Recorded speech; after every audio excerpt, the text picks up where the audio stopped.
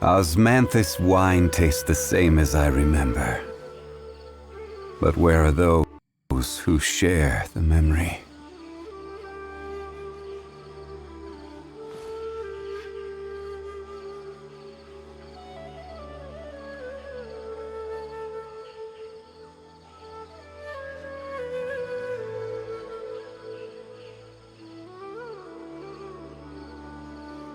Every journey has its final day.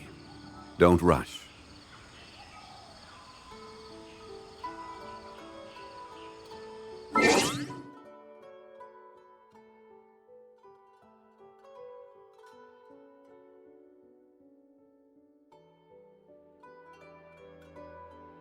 Hello everybody, it's Cylindrel. I thought Paimon would steal my and start without me, but no, it was only. Okay, it's fine. Let me... Here we go. What?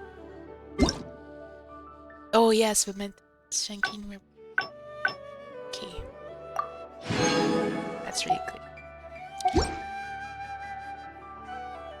It's fine. So, I thought Paimon would tell us to go somewhere. Cursed experience mode. To avoid conflict with other quests occupying... Yes. Enable. Bedtime story? I don't have anything I think that should block it. Okay. Is it because I am in Sumeron? Sure. Doesn't matter. It's the closest one.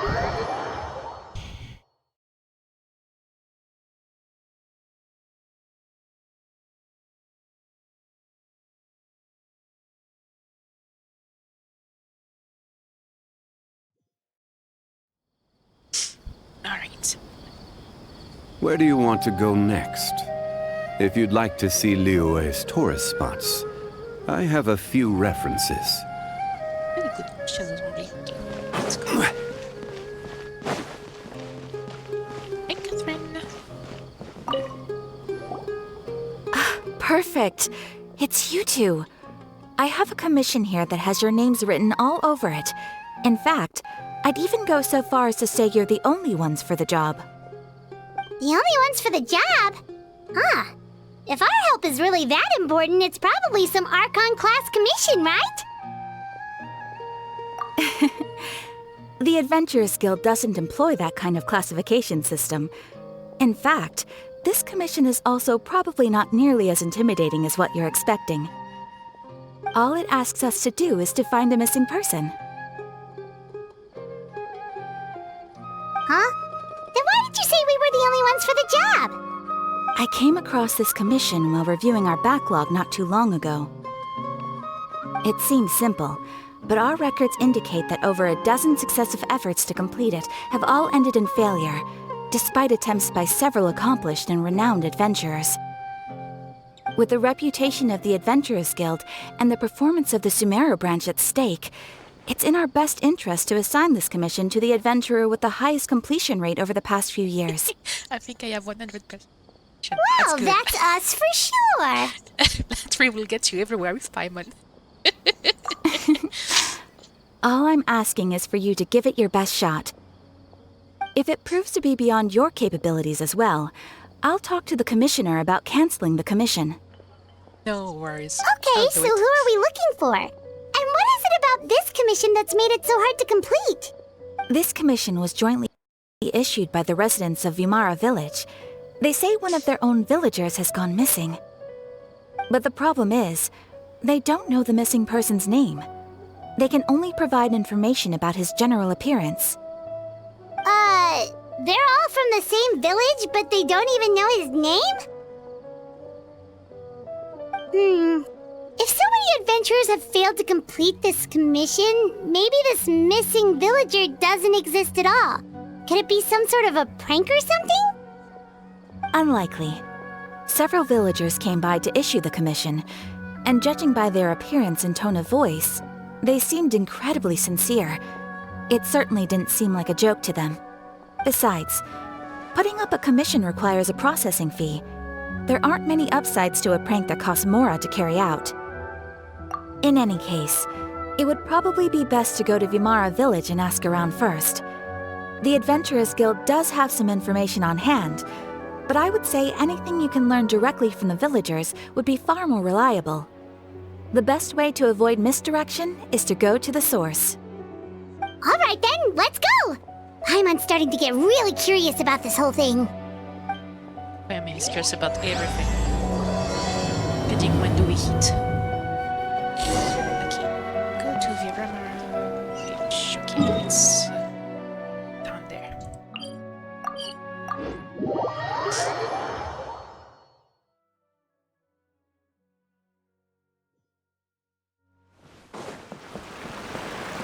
We made it to Vimara Village! Why don't we talk to some of the villagers to learn a little bit more about the missing guy? Alright, If this commission is really as challenging as Catherine made it out to be, we're gonna need to carry out a very detailed investigation. I'm supposed to run delivery sometime during the day. Just keeping an eye. Not time. So many options. That's fine. Which school should I choose? It's a good question, man. Potato.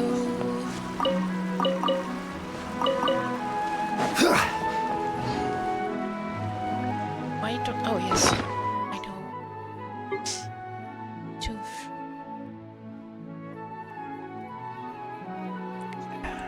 No. It's bad. Okay, is it? It's this one. Even though I don't use it that often. Every journey has its final day. I should probably have missing a lot of things. Hello there. You looking to buy something? I do business in this area. Oh, no, we're adventurers. Catherine sent us to look into a commission here in Vimara Village. Ah, so you're here about that then. Ah, you're not the first, that's for sure. We've certainly made a lot of trouble for you all. To be honest, we aren't holding out much hope. Many adventurers have made their way out here, confident they'd be able to help us, only to leave soon after with nothing to show for their efforts. We've pretty much had it up to here in questions, and the area around the village has practically been overturned in search of clues, but no one has been able to make any headway. So, this person we're looking for, what's his name? Where did he live? Does he have any relatives? I don't know. I really have no clue. But what can you tell us? I couldn't tell you. Okay, guess you are really sick of answering questions. I'm sorry, I didn't mean to sound short with you. I was actually just giving you my answer to your questions. So, what can I you know tell it us? may seem like we don't have anything to offer by way of information, but I promise you, we all have a very strong impression of him. When you live in the same village as someone, you develop a lot of memories together, you know? We just don't know the specifics. Maybe we did at one point, but that information is long gone by now. At least that's what everyone in the village seems to think. We've all exchanged what we know, and that was the only logical conclusion. All right, specifics aside then, what kind of person was he? Young guy, in his early 20s probably.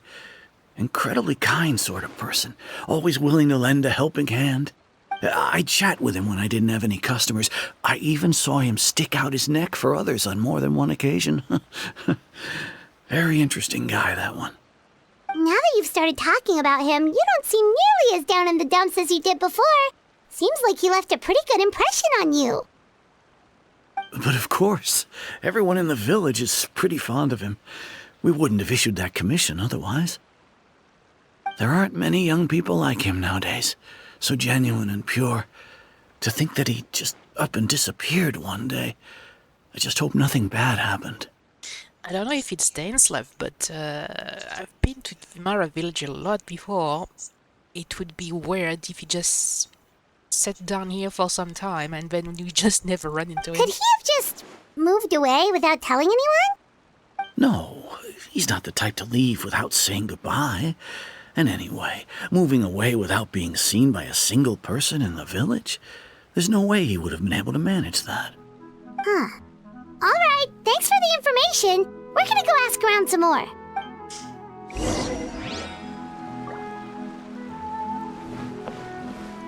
this side.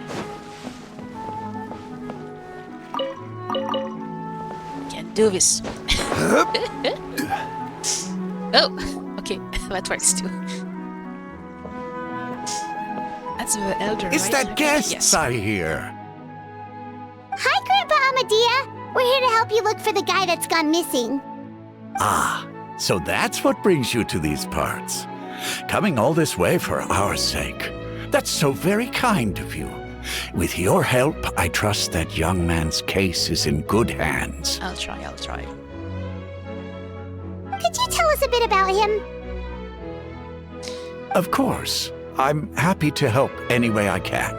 With my failing eyesight, I'm afraid I can't offer much about his appearance. But I do remember hearing the sound of his voice. Not recently, of course. That loss has left me feeling quite empty. I don't think his parents are still living in the village. But somehow he never seemed lonely.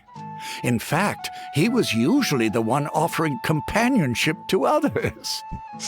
He would often take time to visit the elderly or play with the orphans in the village. And whenever someone had something on their mind, he was there to listen with open ears. He always knew just what to say. I'm pretty sure it's not my twin, because if it was a twin, they would just say, "Oh, he looks just like you." As the Unless village you chief, forget that it I looks owe like him many thanks. Helping villagers navigate difficult moments in their lives should have been one of my responsibilities. But he was often the one rising to the occasion. Wow. He seems like such a nice and gentle person. No wonder his disappearance affected you all so much. But, you wouldn't happen to know any details about his name, address, or family situation, right? I'm ashamed to admit it, but I just can't remember. No matter how you look at it, I should know those things. But for some reason, no matter how hard I try to remember, the information just doesn't come. Perhaps my age really has caught up with me this time.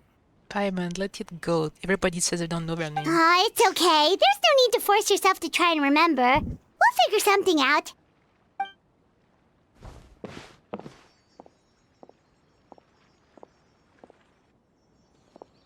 Well, Traveler, what do you think? Okay. Paimon thinks so too. Like, the name thing. It's so weird that no one remembers his name. And nobody has been able to tell us anything about his family or where he lived. It's like this guy's been erased from reality or something. Wait, so you're saying it's not that he's been erased, necessarily, but more like he never existed to begin with? I had no idea what the first choice was. Okay, Paimon's gonna need some time to process that one. Someone who only exists in people's memory? Some sort of mass alteration of people's memories. Oh yes, I miss Greater Lord Devata. It's hard to say. You two are the adventurers who just arrived, right? You're here for the Vamara Village Commission? Yep, sure are. We were just looking into the case. I'm so glad to hear that. Thank goodness you haven't given up. I've been so worried the Adventurers Guild might cancel our commission. My name is Atosa, by the way. I grew up here in Vamara Village. Anyway, I just wanted to say, please keep searching for a missing villager. I'm begging you. You have to find him. I'll try our best. No need to worry. We'll give it our best shot. So, were you close to the missing villager? Are there any leads you can give us? I'm not sure this counts as a lead, but follow me. There's a place I'd like to show you. Sure, let's go. Where are we, by the way? Want me to go? Okay. Oh. Can see over it, but it's fine. There's no rush. It's some. No, it's down below. Are you kidding me? There's actually a silly. I've never found. Okay. Sorry, girl. I'll be back. Oh, actually, I think you're here. Okay, it's fine. Just don't go there, silly. let's go the other side.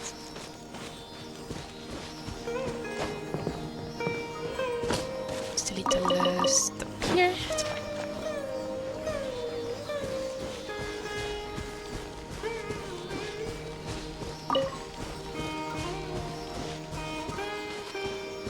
Okay, go to those two.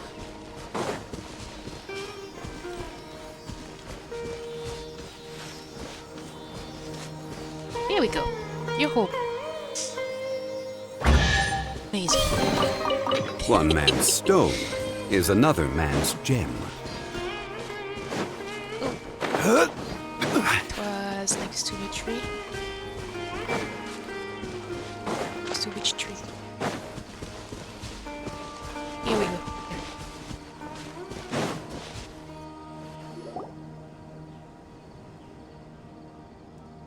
Is this the place? Under this tree? There is somebody in the tree, Paimon. Yep. I know it doesn't look like much, but this place is very meaningful to me. It's so full of memories. We used to always sit together under this tree and talk. Sometimes we would look up at the clouds in the sky or stop to feel the wind against our skin. We could sit there for hours at a time, never realizing how long it had been. That doesn't seem like Dainsleif at all. I was actually adopted by the people of Vamar village. The forest rangers found me in the woods as a child. I was surrounded by such good people, and growing up in the village was so lively. Still, there were times when I couldn't help but feel incredibly alone. Alone? How should I put it? When something's bothering you, or when you have good news to share, you always want to talk about it with somebody. But for the longest time, I didn't know who I could talk to, or if I should say anything at all. Everyone has their own problems to deal with. Even if I might want to confide in others, I don't want to become a burden. What families felt, but you didn't have one. Really? You know exactly how I feel? Yeah. Aww.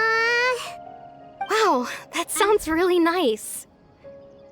You're quite lucky. When it comes to our missing villager, So well, it's kids on top. I guess you could say that to me. He felt like both a family member I could rely on and a friend who could really understand me. No matter what came my way, I knew I could always Isn't that talk to him. He was so thoughtful and pure, and patient too. Whenever I talked to him, he would always seem so interested, as if the things I was describing were just as important to him as they were to me. Ever since he disappeared, there's been so much I wanted to tell him. No, none of those things matters now. I just really want to see him again. Wow. You two must have been really close. Did he ever tell you anything about himself? He mostly just talked about interesting things he saw around the village. He'd share a lot of his own wild ideas as well. Oh, right! I did ask him about his parents once. But all he said was, they're not here anymore. I didn't know whether that meant they had left the village or passed away, and I didn't want to pry. Still not much to go off of. Look at me. Talking your ear off and still nothing to show for it. I'm sorry I wasn't more help. Helped us understand him The better. last time I talked this much in one go was when we were still together. Come to think of it, every time we talked, it always seemed to be around dusk, just like right now. Time always passed by really slowly. Even when it felt like we'd been talking for hours, the sun would still be at the same position in the sky. And that doesn't sound weird to you, girl. Well, time always seems to pass slower when you're relaxed, right? What's wrong, Traveler? It was always the same time of day, and time never seemed to pass. Based on what we learned, this is definitely not a regular missing person's case, no. What Atosa just told us about time could be the key to unraveling this whole mystery.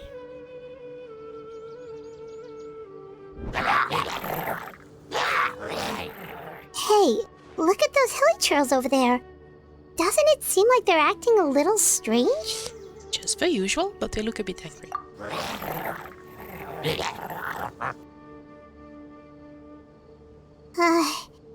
The Abyss Order. Could they be the ones behind all of this?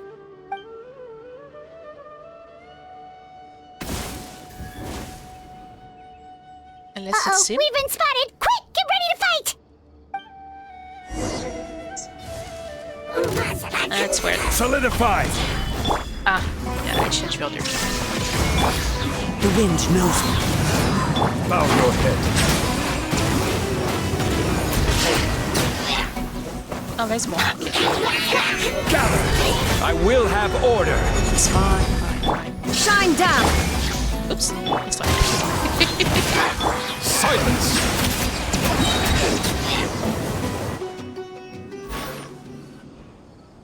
Thank you so much. I wasn't expecting monsters to show up. If you hadn't been here, I'm not sure what I would have done. It was no trouble. What is the Abyss Order doing around here? Now that I think about it, the hilly trolls around Vimara village have been a lot more active lately. Okay.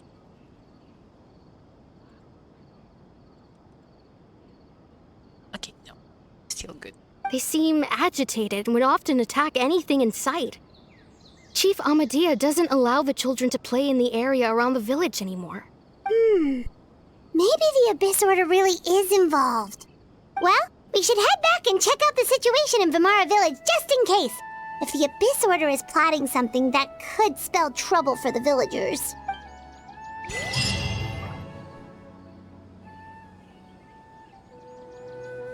Wait a second. That person! It's Dainsleif!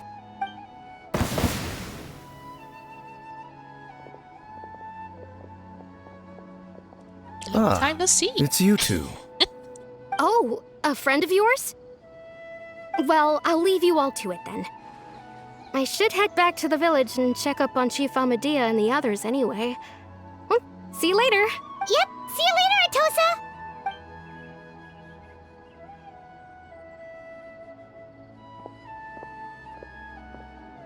Why do you always have to pop up out of nowhere like that? Is it your life's mission to jump scare us or something?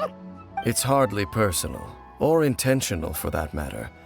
As long as you and I are both in pursuit of the Abyss Order, we're bound to cross paths. I've missed you, Dainsleif. Ah, so you're here to investigate the Abyss Order then. That would explain the monsters you were fighting just now. Naturally. Hold on. Are you not here for the same purpose? I'll admit we ran into them by accident. No matter. It may have taken you a while to catch on, but I'm sure you've also realized by now that there's something strange about this place. The Abyss Order is most certainly planning something in this area. Or worse, their plan could already be in motion. So you think the Abyss Order is behind the hilly trail activity in the area? As things stand, I highly doubt that is their primary motive. I would imagine the increased hilly trail activity is merely a byproduct of whatever it is they're really trying to accomplish. Still, the hilly trail activity is causing a lot of problems for the people here. We should stick around for a while and protect the village, don't you think? The best way to protect them is by figuring out what the Abyss Order is truly planning. That is how we prevent further tragedy. He does also answers? I And don't you know. shall have them. I never intended to hide anything from you. Don't worry. There should be ample time to talk.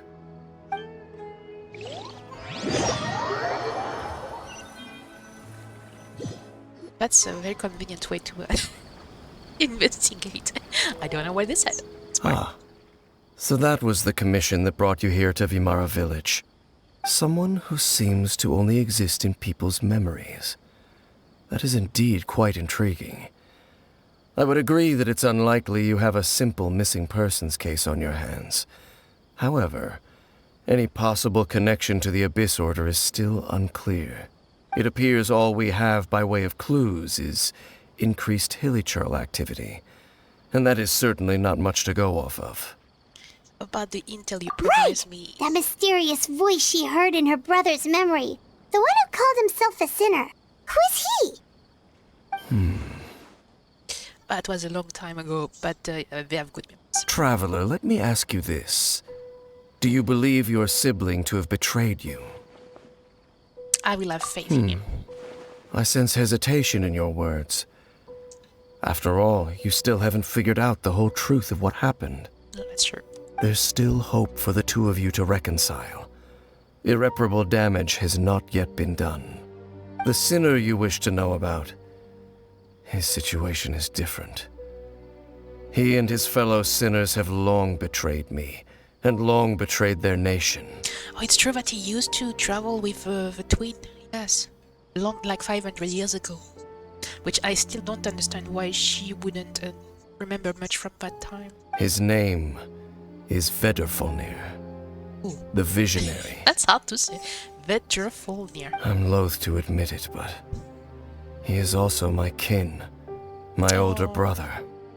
Your brother?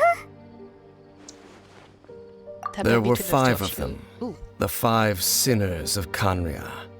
The wise Roptatir, the visionary Vedrfolnir, Gold Rhindaughter, the foul Sertologi, and Rehir of Solnari, Rerir.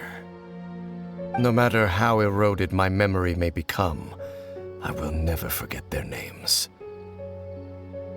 One day, I shall have my vengeance. Wait, some of those names sound really familiar. Rhindaughter is the one who created Albedo. Sertologi is Skirk's master. I didn't know about Albedo, but thank you. That's Kirk's master. Yes, from Fontaine. And the one we just learned about, Dane's brother, Vedrfolnir. If he was the voice of the sinner, then the one who inspired Clothar to create the Abyss Order was him.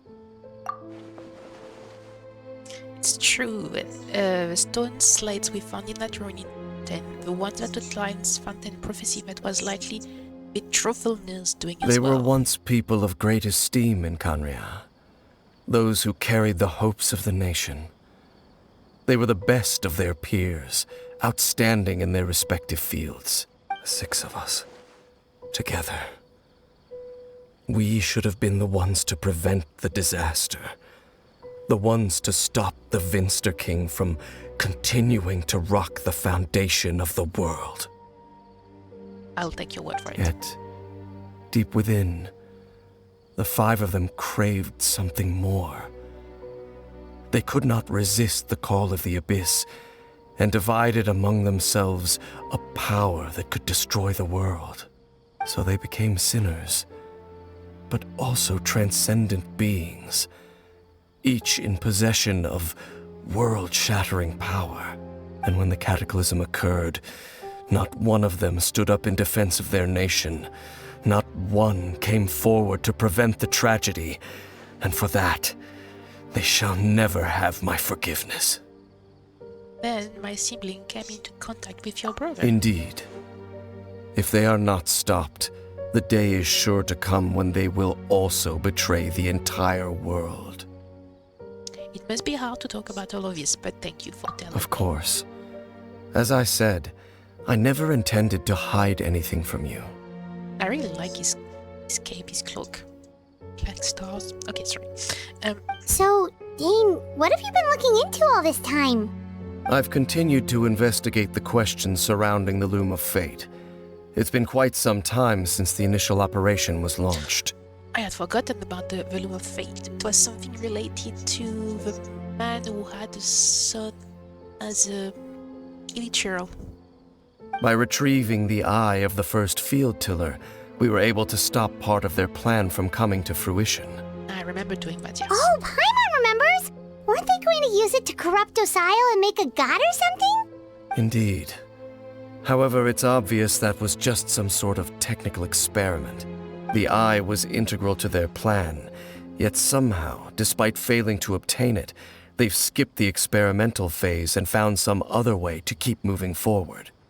There are many signs pointing to that effect. Then what should we do? It's not too late, is it? Our most pressing concern is to determine the purpose of the Loom of Fate. Based on the intel I've gathered so far, I suspect the Loom of Fate is related to the ley lines in some way. The ley lines? Traveler, you were able to observe your siblings' memories last time, yes? I believe that was due to the fact that the ley lines in that area were unstable. I don't even know doing that, but yeah. My recent probably. investigation has shown that Abyss Order activity in a particular area is usually followed by a series of issues with the ley lines. And one of the things that flows from the ley lines are memories, which I think we learned in Inazuma. Wait! Then our commission here in Vimara Village. The person who seems to exist only in people's memories. Could it be connected? Memories, ley lines, the Loom of Fate, and the missing person that doesn't seem to exist. That's the connection between all It's certainly possible. I'll join your investigation tomorrow. This missing persons case could very well turn out to be the key to unraveling these mysteries. Well, if we're teaming up with Dane again, we're gonna need all the energy we can get. Let's try investigating somewhere a little further away tomorrow.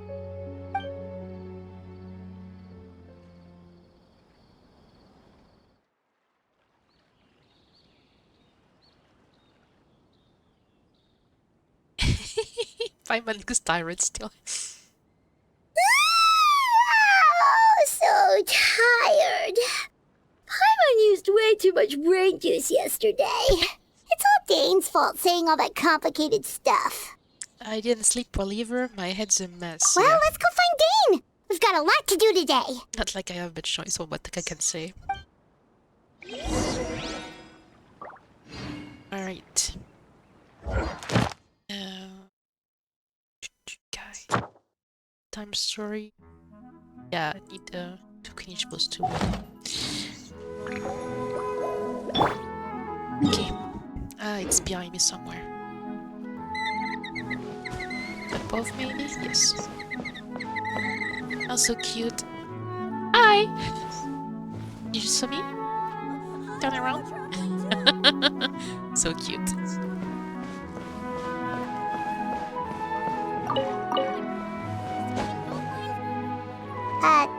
Dane? Hello, Dane? Why are you just zoning out over here? Did something happen? What's wrong? The missing person from your commission. Could you describe them to me? Did we get a physical description? Young guy? Early 20s? Seriously, Dane, what's going on? There appear to be certain memories in my mind that weren't there before. Memories of him. Maybe we just talked too much about him yesterday and you had a weird dream or something? No, it wasn't a dream. They're memories. Memories that suddenly appeared in my mind after I woke up. And I'm certain I've never met this person before. Well, what exactly did you remember? I remember handing him the eye of the first field tiller. Wait, what? What? It was the same reaction. Okay, so this missing person definitely has something to do with the Abyss Order then! Indeed. And it appears he possesses the ability to implant memories into the minds of others. How is that even possible? Wait then. All the memories the villagers have of him, could they be fake too? Maybe they never knew him at all. But why would he do something like that? Whatever the Abyss Order is planning, an important truth has been revealed to us this morning. What sort of truth? That their goal is still to obtain the eye of the first field tiller. They haven't stopped searching for it. I am the only person who knows its location. Perhaps implanting that particular memory was an attempt to interfere with my mind in some way. Is the eye still safe? Your concerns are not entirely unfounded.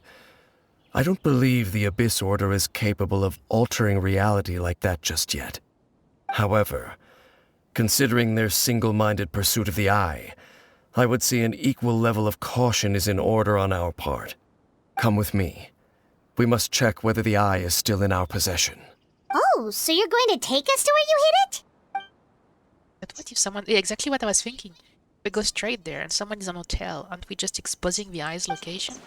Maybe that's the reason the Abyss Order played to that memory in the first place, to force Dane to confirm eye's location. Given what I know of him, I'm sure Dane has already thought of that possibility. It seemed like he might already have a plan. Okay, it's just, let's go all the way. Of course. You couldn't have an option to say, are you sure? Where is it put it? Am I going to have to climb? It's fine, let's go there.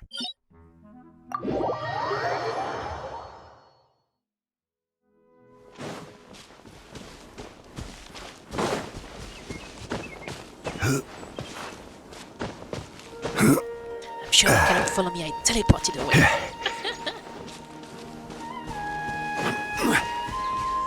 Where did he hide it? Oh wait, yeah, it's 200 now, that's really good actually. I would have preferred 240, but little by little, I guess. So you hid it way out here? Not an easy place to discover, that's for sure. Well, let's go check to see if it's safe. Yeah, I bet you somebody is behind us. Traveler, wait. Yes? Something is wrong. We've no time to lose. Let's head inside. Something is happening.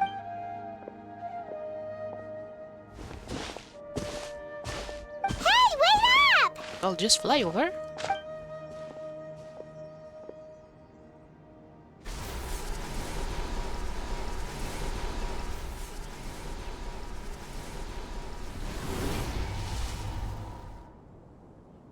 It's empty, but it's a bit visible. Okay. Fire! Oh, should be fine. If not, I will just start again.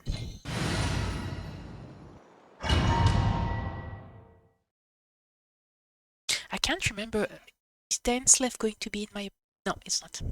Would have been nice if it was fire.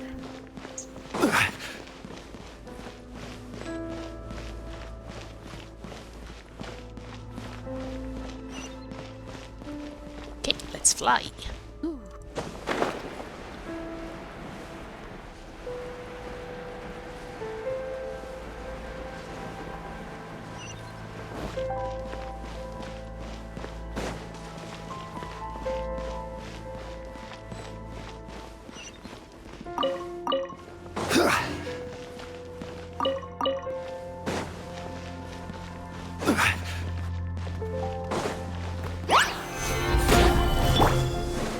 There is no escape! Into the wind! Bow your head. There's one here. It appears the mechanisms here have changed over time. You can access the upper floor through the side door. Perhaps you should try reactivating the mechanism over there. I wonder what this is. Maybe something to reactivate on the side. Okay, it's fine. Let's go try it. Looks like an old temple.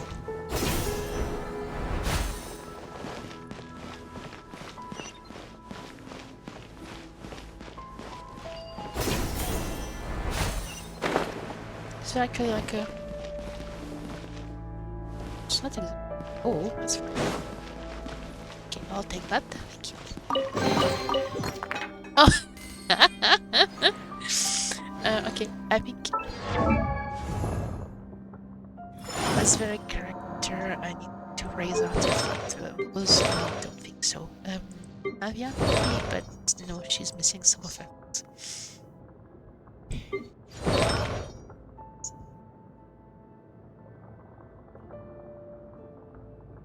I think it's a good start. Critical damage, yeah, that's fine.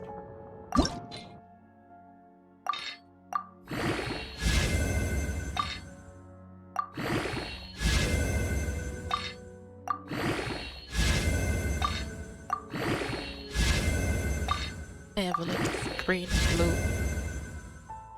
HP, yeah.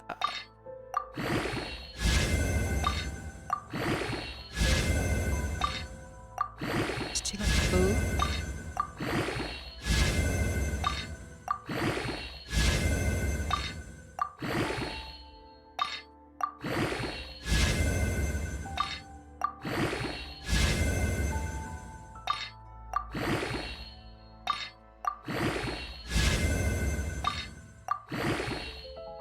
should keep me driving on 4 stars. Should keep me for some time. 62 critical damage. Yeah, that's good. I think our stats are not complete. That's fine.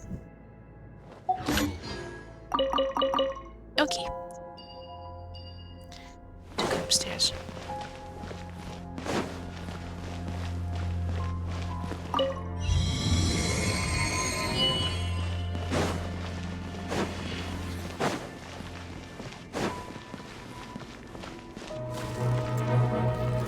Oh, of course, it activates. Come on, Slowpoke. Stabilize! Illusion shattered! Let the mighty be humble! That's not what I wanted to do, but go to. Might as well leave myself. No drop? No drop. It's fine.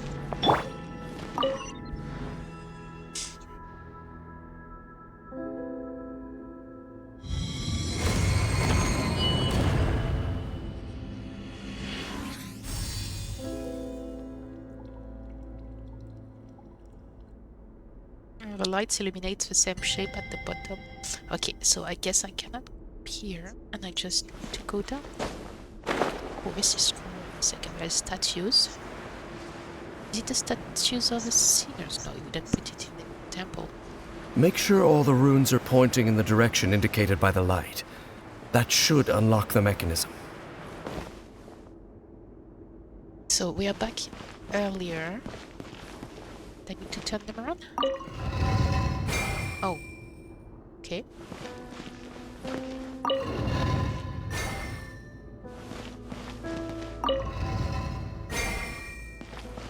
Is this one?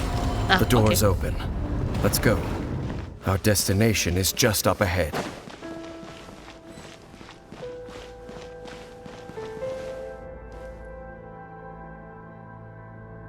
It's very cool, all the rocks are floating like that. It's like magic. Okay.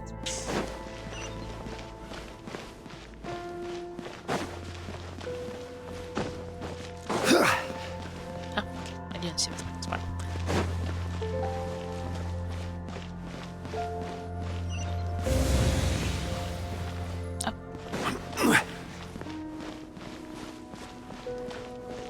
So, what, do I have a boss fight, or is a boss fight when the enemy behind me just... Cuckoo, we're here!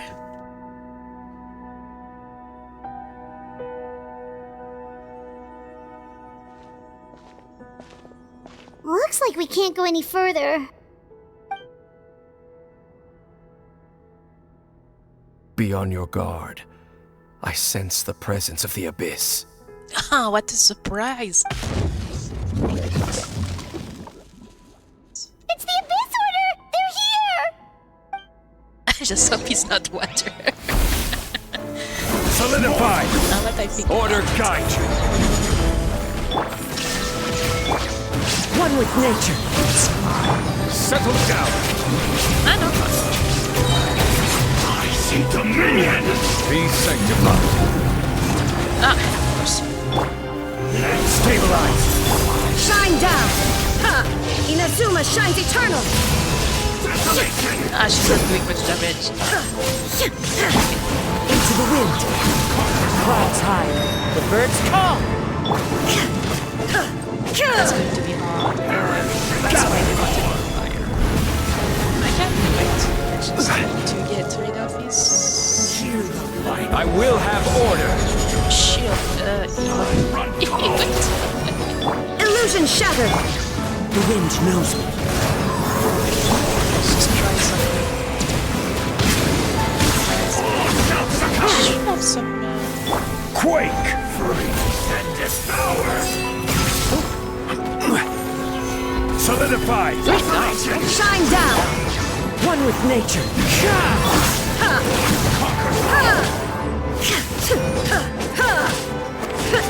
Well, I'll get you. I'll get you. One tick at a time. I'll get you. Stabilize!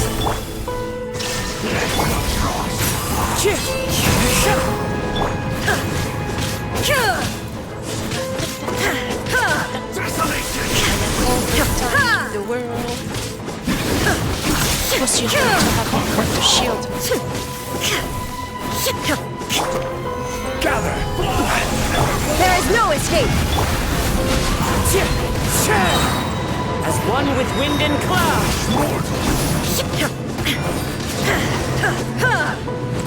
Oh, did I win? He loses his shield. Just as I suspected. The false memories were a trap. The Abyss Order just wanted to follow us here. Of course. Now that they're in the vicinity, we should have a chance to see. Dane?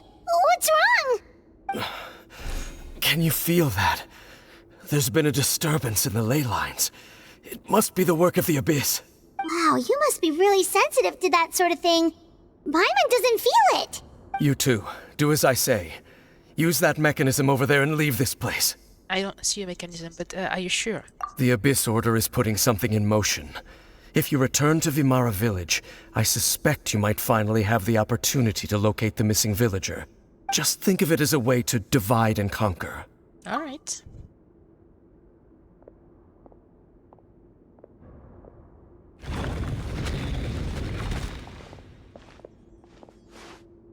Dane does have a point. But it still feels off. What am I missing? It's a good question.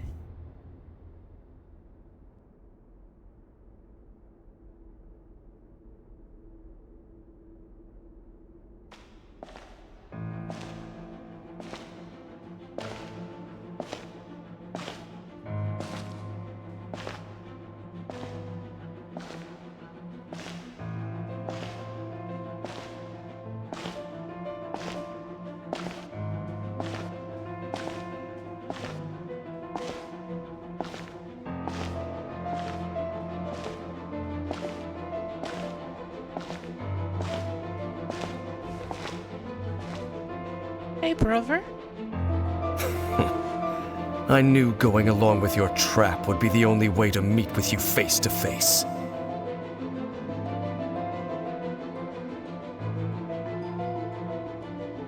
You risked your safety, and that of the Eye. That's quite the gamble, Dainsleif. But I believe that I am the one walking into a trap laid by the Twilight Sword. So you came here all on your own? What about those followers of yours?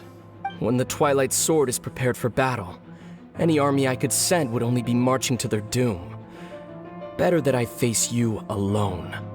I know you must have a lot to say, but if it's a conversation you want, you'll have to defeat me first. Oh, brother.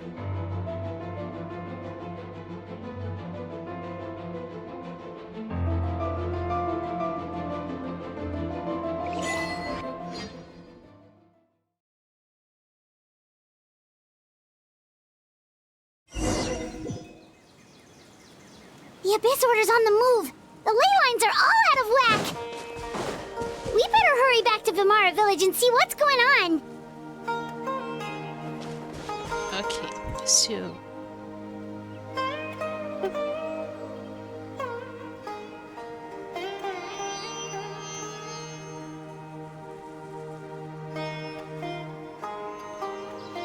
Doubt the delivery. Okay, let's avoid those guys while just having a nap. That's fine.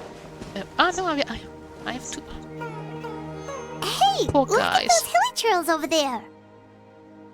They look strangely calm. Weren't Yeah. they acting super agitated just a little while ago?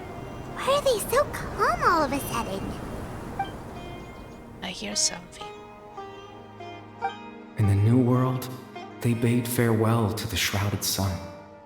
At last, they no longer needed to dwell on their suffering, or try to differentiate between various thoughts of blasphemy. Such was the price they paid, and thus their souls became cleansed and pure. Did you hear that? What was that sound just now? It was someone's It voice. sounded so gentle. Could that voice be comforting the hilly trails in some way? Oh, this is weird. Let's check if this is happening anywhere else.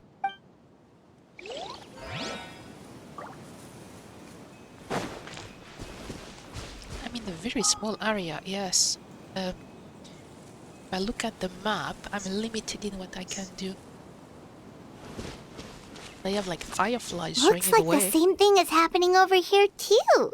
The hilly churls are calm. You see, we're both still here. We've reclaimed an endless amount of time to love. Release your tears. You no longer need to hold back your sorrow. Yeah, that voice again.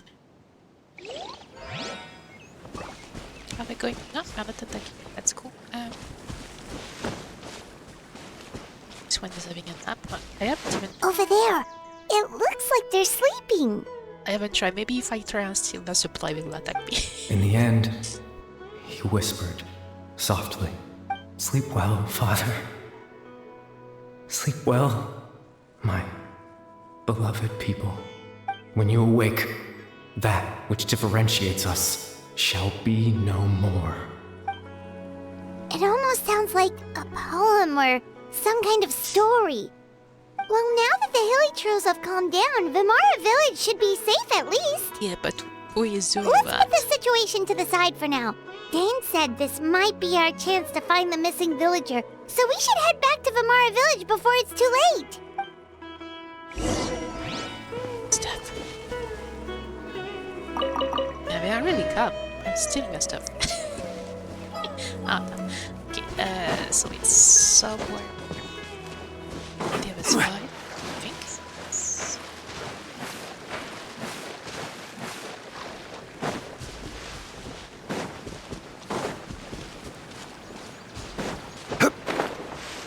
Maybe a village chief? Yes.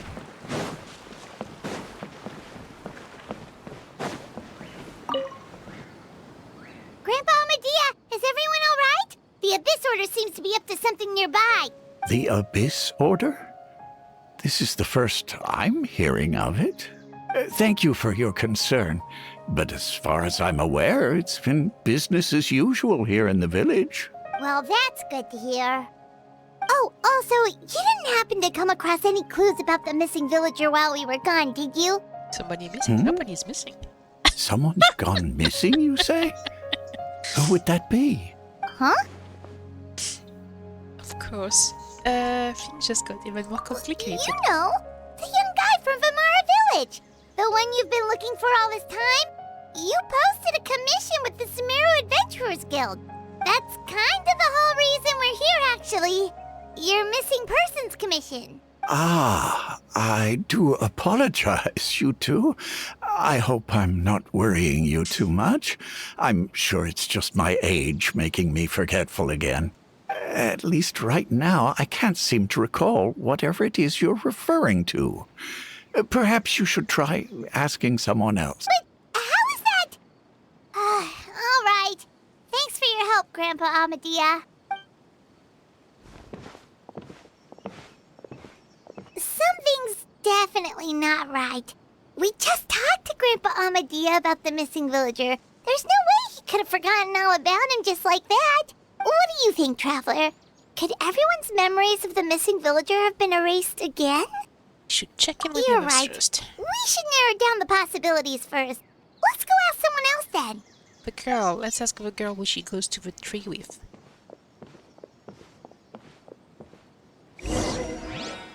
Okay. It's supposed to... Well... Okay, let's just take a shortcut.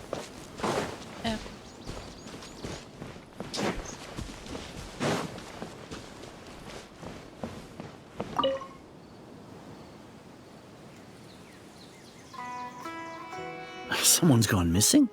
Who? Just as expected. That guy you said a bunch of nice things about earlier? The one you always used to chat with. He's around 20 years old, and you said he was a kind, warm-hearted person? Oh, I know who you're talking about. Really? You remember? There aren't many young people who've earned that kind of praise from me. If you're certain that's what I said, then there's only one person who fits the bill. No doubt about it. But why'd you say he's gone missing? Have you seen him Yeah, recently? I just saw him leave the village. There was someone else with him, too. They couldn't have gone far.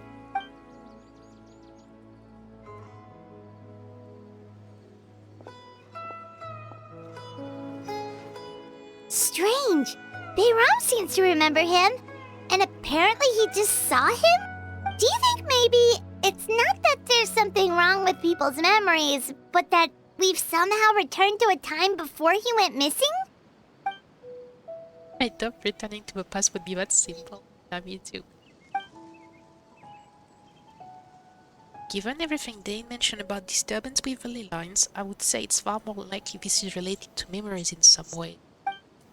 Need to think carefully what's really going on. Oh boy, people have forgotten about the missing person. They haven't forgotten it, they forgot he was missing because now he can think who it is. Revert to a point before the disappearance, we are presently traversing someone's memory. Okay, let's try this. Just like what happened with Greater Lord Rukkhadevata, no one remembers him. Because there's been a change in people's memories. If this person only exists in people's memories, maybe we're in someone's memory right now.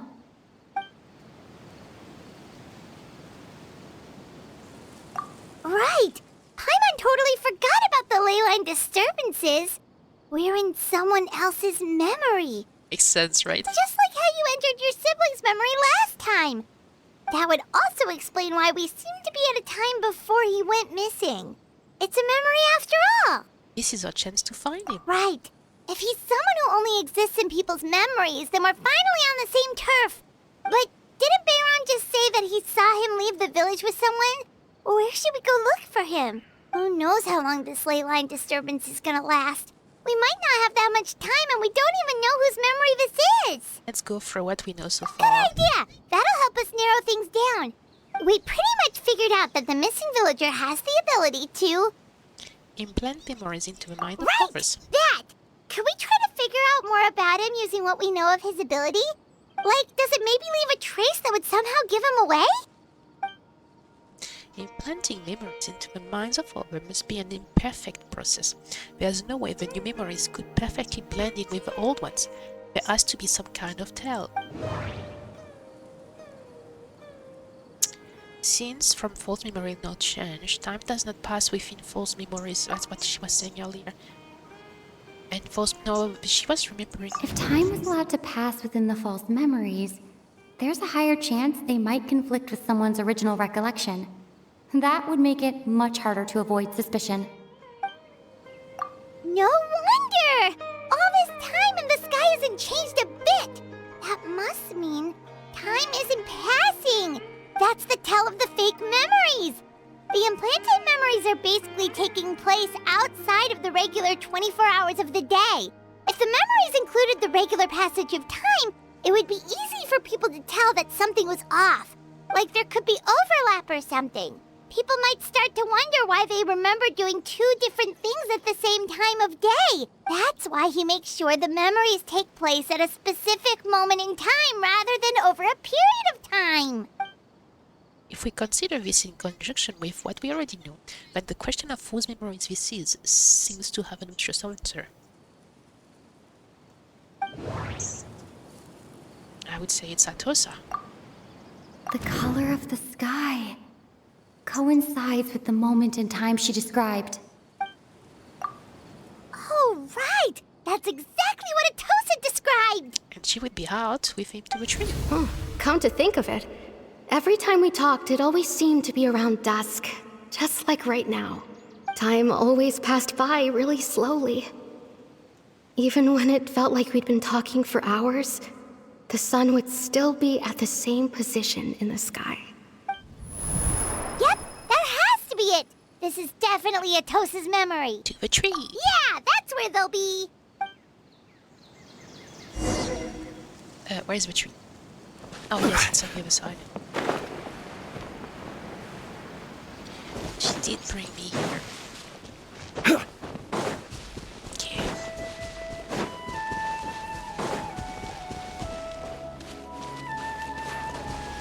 So, how are you? Oh, I don't think I know you.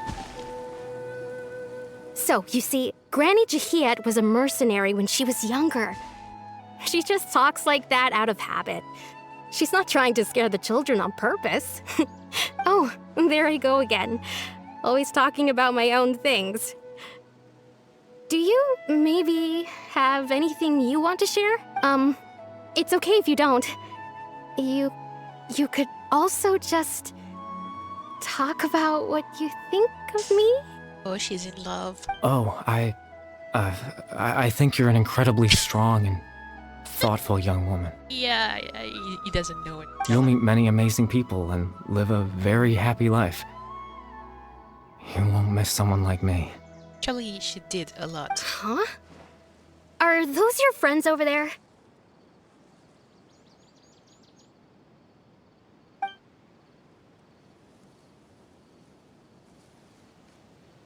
We finally found him, but why does it look kind of familiar? Or is it the eyes? I think it's the same eyes I've Dainsleif. Oh, right! This version of Atosa hasn't met us yet! Friends? I guess you could say that. It must have taken them a lot of effort to find me. So, I should see what they need. I'm sorry, Atosa. We'll have to continue this conversation another time. Another time, huh? Yeah, okay. I'll head back to the village then. Talk to you some other time. Aw, she's all broken, poor girl. But at the same time, he's like a noble, and she's like a not a peasant, but yeah. It's nice to see you, traveler. I believe this is the first time we've met. You know who I am, and you are Dainsleif brother. During in the memories, the Abbey Soldier, the Loom of Fate, and everything else, I need to think of one person that can connect all of this together. Yes, that would be Dane's brother. One of the 5 sinners of Conria. The one who stole the power of the Abyss. No. That does... But Caribur, I have seen it before. Born into abject sorrow, he shall now become the Loom of Fate. Or maybe it's why he remembers me. You're... Caribur Alberic. Wow, he was last time I saw him, he was a miniature. Oh. You know me? That's quite the surprise. I don't believe I've met you before. Oh, I see. It was the memory, wasn't it? Your sibling's memory. You saw... the me from back then. This is Atosa's memory. I came here to say goodbye to her, but I suppose I'll just leave her a message instead. Come, let's find somewhere else to talk.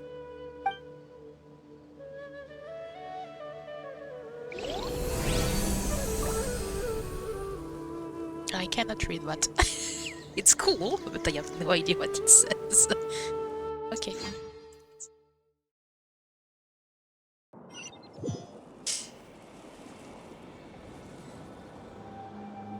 Oh, there's a hurt here. That's cute. I don't think it's meant to be, but it's taking some time to load. Okay.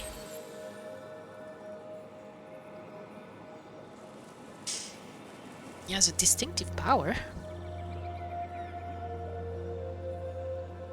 Oh yes, Elichel used to have that around his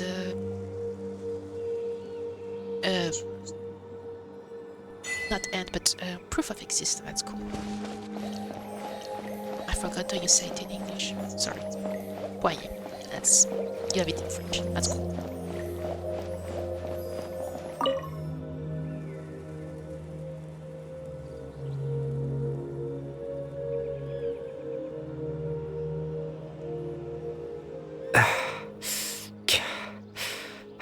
I suppose you could call it the realm of my consciousness. I'm someone who no longer exists in the real world, after all. As you well know. Oh. You look quite exhausted. It's nothing. I still have enough strength to play the part of a good host. I've always hoped that I'd get the chance to talk to you like this, and now, the time has finally arrived. This is a rare opportunity for me as well. I should try to learn as much information from Caribert as I can. What happened to you and what is the... Extreme sorrow and pain. Hope and regret coursing through your veins. And a degree of abyssal power that defies comprehension. Father told me that once I possessed all those elements, I would become the Loom of Fate. But despite his intentions for me, I never truly became the Loom of Fate. I was merely used as a means for its construction. In truth, I died the moment I set everything in motion. The person you see before you now is nothing but a remnant of consciousness left over within the Loom of Fate. Caribou is dead, that's why he no longer exists outside of people's As for your question, the Loom of Fate is a device capable of weaving ley lines. Ley lines? In its primitive form, it can only be used to create and implant memories. But as more of it is completed, its power becomes stronger and stronger, until finally, it has the power to weave real ley lines of its own. Create.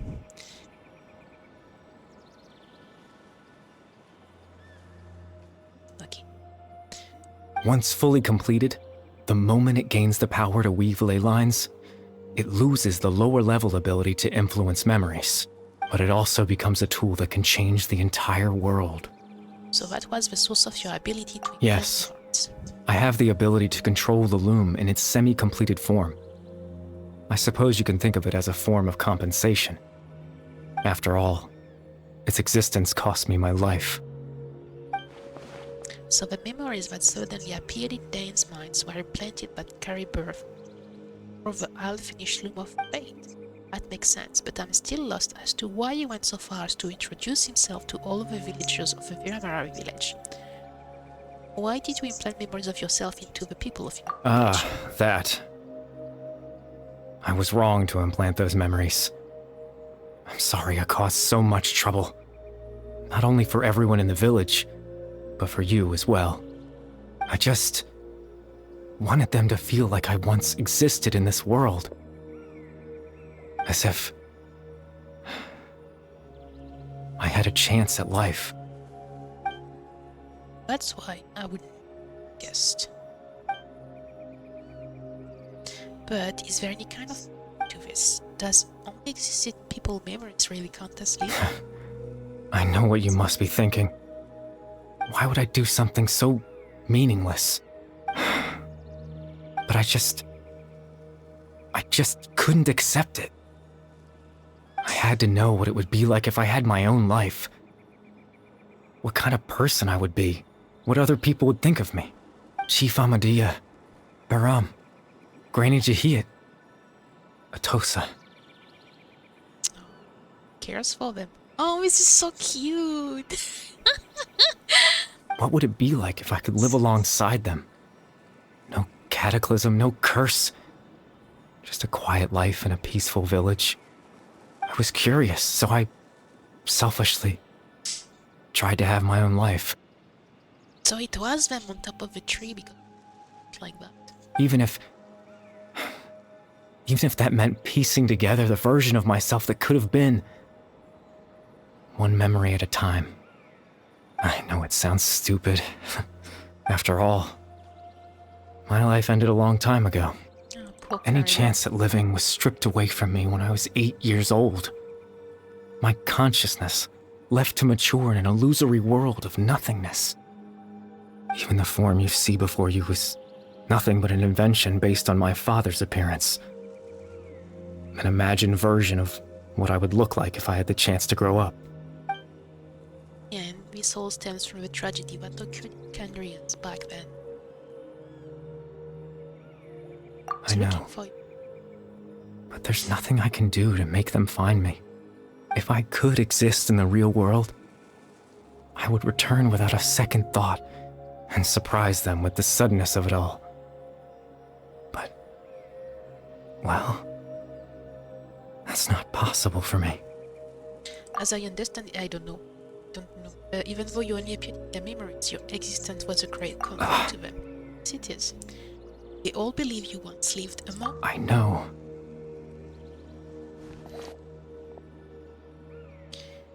Let's continue. Dine might still need more. Captain Dainsleif. Twilight Sword, you mean? No need to meet up with him. things should already be settled on his end. Settled? Exactly. As someone who could only exist in people's memories, the fact that I'm able to talk to you in my consciousness like this can only mean one thing. The Loom of Fate has already been completed. Uh-oh. Loom of Fate is already complete, but the eye of the first field tiller must have fallen to the end of the house. Something have happened to them. No need to worry about Captain Dainsleif. He's absolutely fine. The only reason he lost the eye was because I happened to guess exactly what he was planning. Captain Dainsleif has had the eye inside his body this whole time, hasn't he? His plan was to lure the Abyss Order to a false location, capitalizing on their pursuit of the eye in order to have the chance to confront the prince. He would then hand the eye to you and tell you to take it away from that location. That way, Captain Dainsleif could accomplish his own goal and ensure the safety of the eye all at once. A very thorough plan. That's right, because in his mind, he had given it to you already. Does that mean he gave Dane a false memory? Before you two entered that false location. Traveler, wait. Hmm?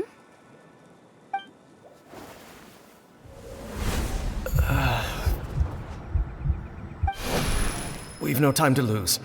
Let's head inside.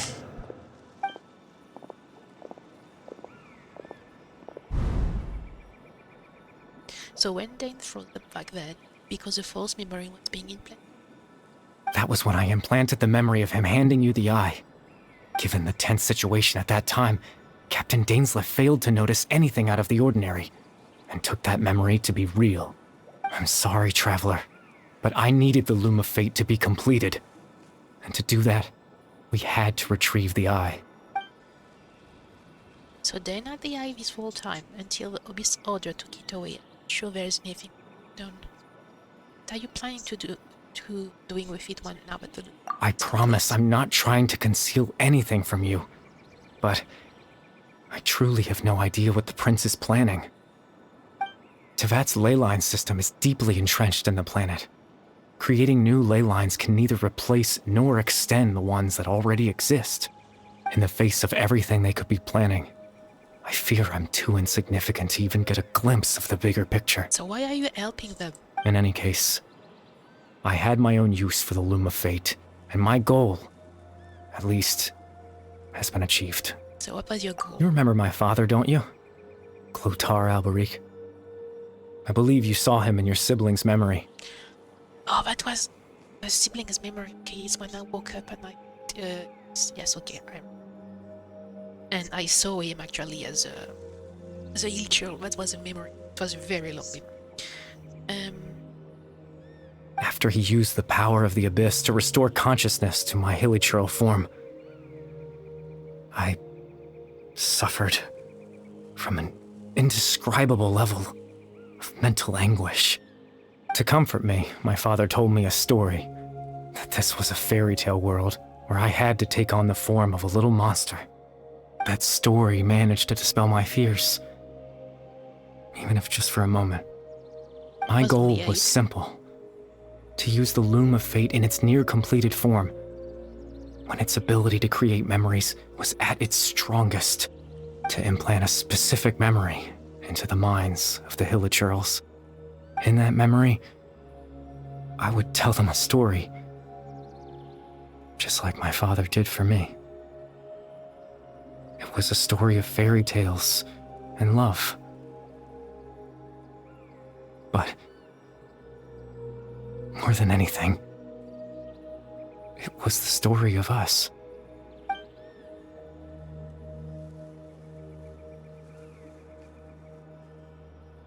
So the thing that caused the Hilichurl to calm down back was the story. What was his goal? What was the only wanted? He had a device as powerful as the Loom of his disposal. All he wanted to do with it was to offer the Hilichurls a moment of comfort and peace. I can't change the world. Not when I lost the very right to exist within it. Implanting those memories, that was the most worthwhile thing I could offer. I think it was very All that's left of my existence is a wisp of residual consciousness tied to the loom of fate. In truth, that trace of my consciousness should have dissipated long ago. My goal was the one thing that allowed me to hold on all this time. But now, the bedtime story is finished. And it's finally time to rest. Disappears again, I'm going inside. Oh.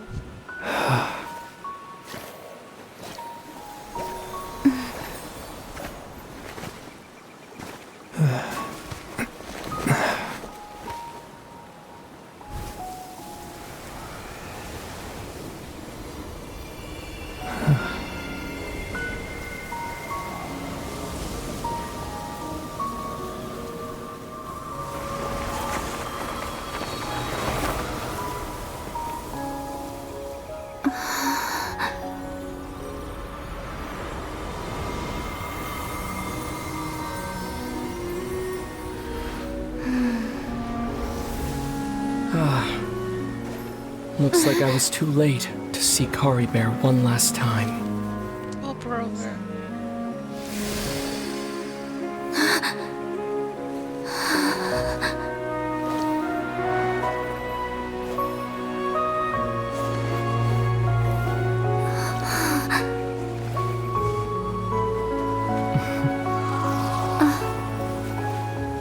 Clorinde's consciousness is gone, and this space will soon disappear along with it. Neither of us belongs here. That's why we're not tangible. Were that not the case, I'd love to hug you too. Well, how about a conversation? Yeah, it's been a while.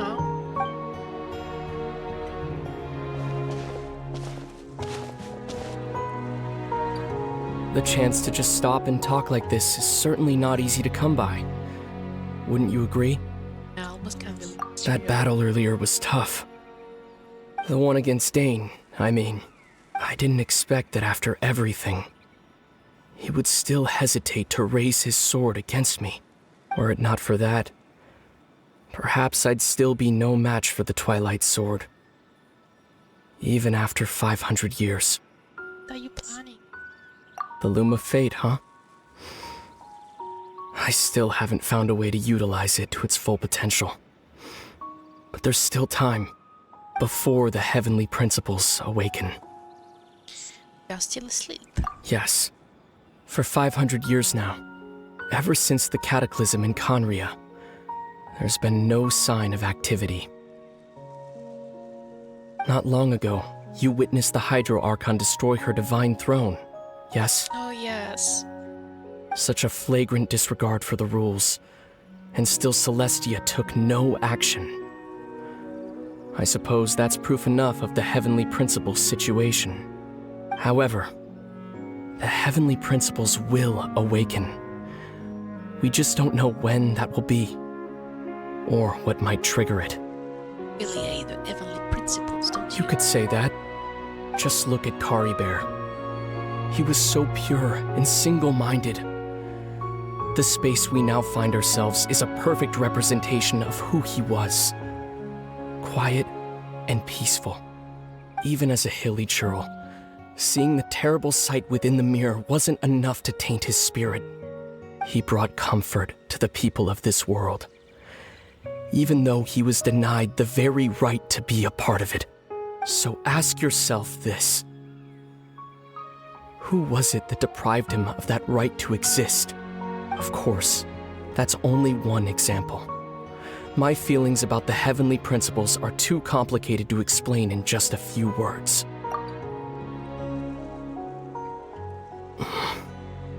Lumine? I forgot it's my name.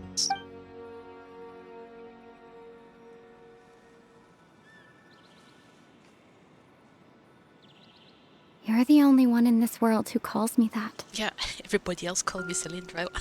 There's so much I wanted to ask you. But for some reason, I'm not interested in asking those questions right now. There's just one thing I have to ask. One thing I could never understand. Why? Why can't we continue our journey together? It's like we're fighting on both sides, and she just wants to go away.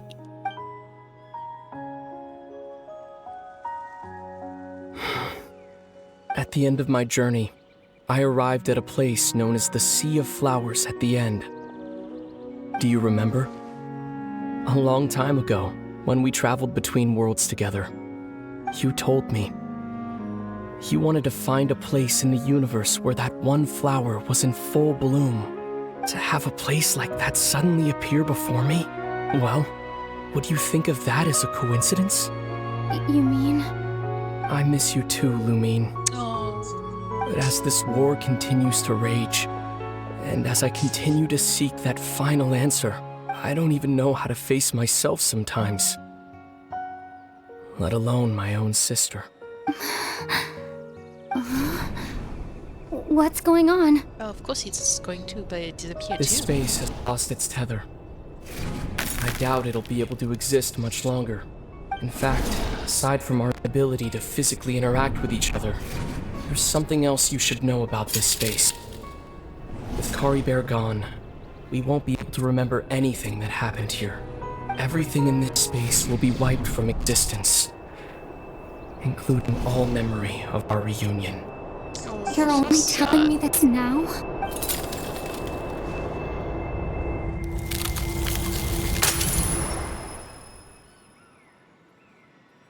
But we witnessed it.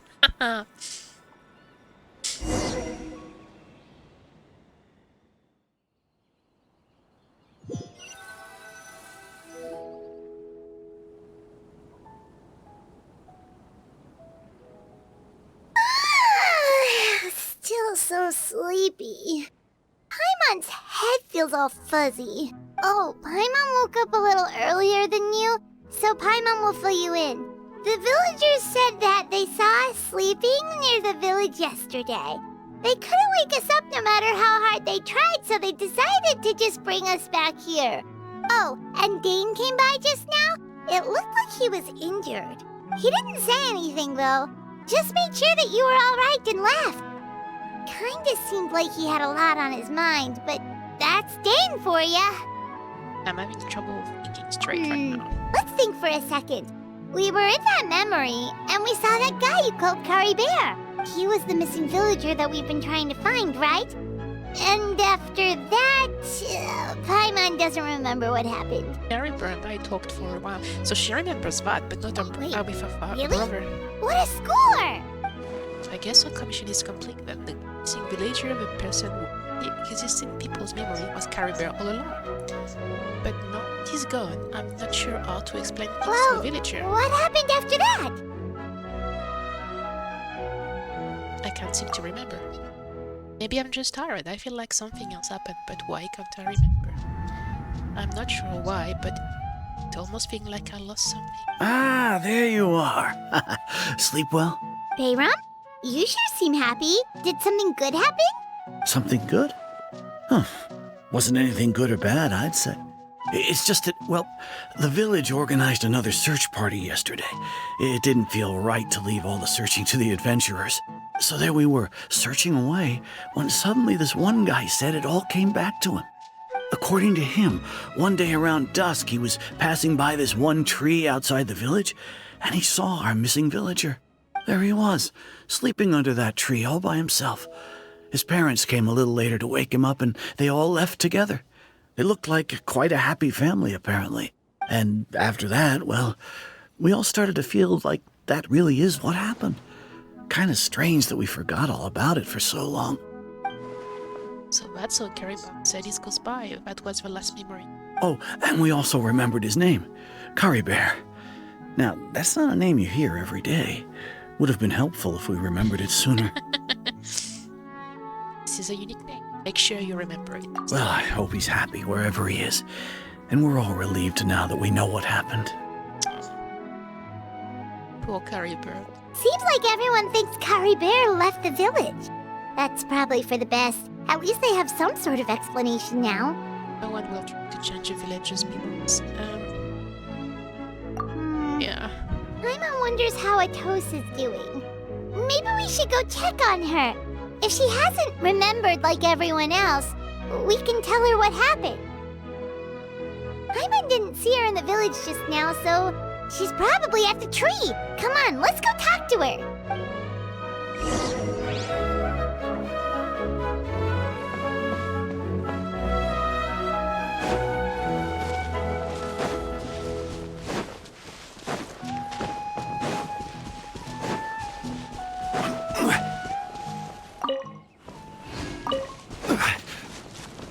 Tree should be this one, yes.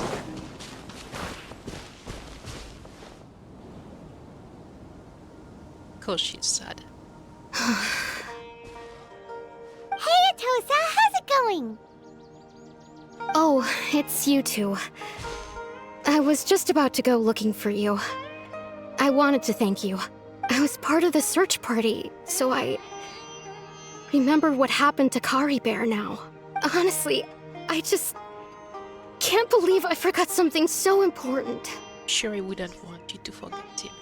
This one. It's funny, but I have this feeling he told me the same thing. I just can't seem to remember when. I guess it doesn't really matter anyway. Life is made up of a series of memories. As long as I hold on to our time together, he'll always be a part of my life. I'm just happy I got to meet him. So, who cares what happens in the future, right?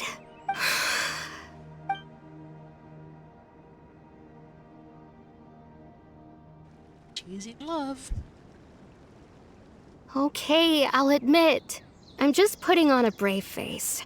I was dumped, wasn't I? Otherwise, why would he just leave like that without saying goodbye? You don't need to comfort me. I'll be okay. It's just like Kari Bear said. It's the things we overcome that make life more precious. And you know, if he has a heart, maybe he'll come back and see me one day. Anyway, thanks for all your hard work, you two. I promised I'd help Granny Jahiet with something, so I should head back. Goodbye. Well, that should be it, right? Everyone's lives can go back to normal now. Oh, right! Weren't you about to tell Paimon what happened after your conversation with Kari Bear? Right. What was it that happened? I can't remember. Things like there's something. Okay, A picture? Where'd that come from? Let's get along with each other, the two of you. Oh, this is so cute. Oh, Kari Bear, I like you.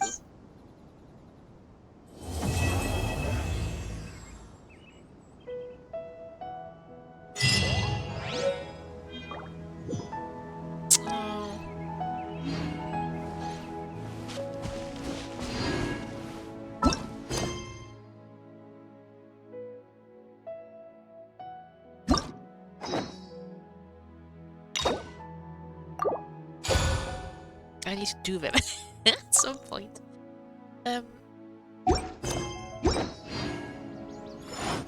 Where's this simple?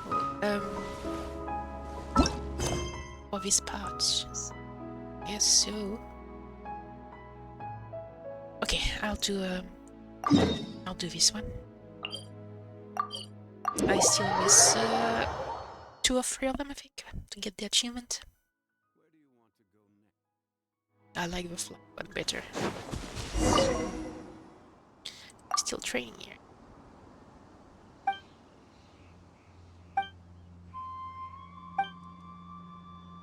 Let's go for cross country. Yes, let's do this. But Dainsleif just disappeared like that. So weird.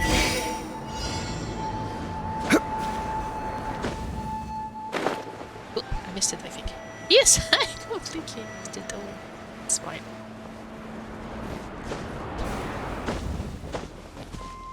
Didn't activate.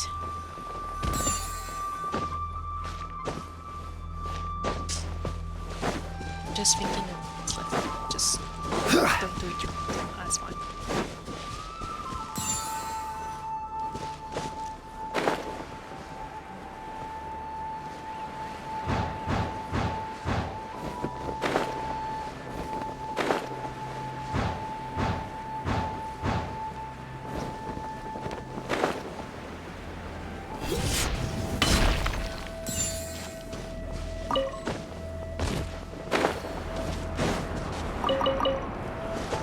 That's what you do in this country. Pick up the flowers on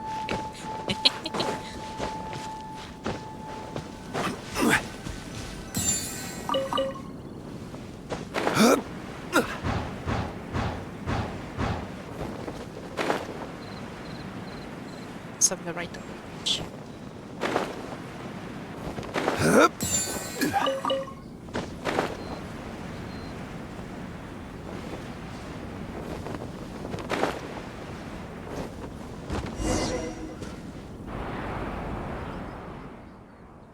You are a slow runner.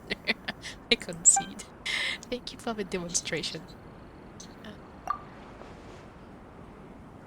She told me she had accepted from a guild to work in the church.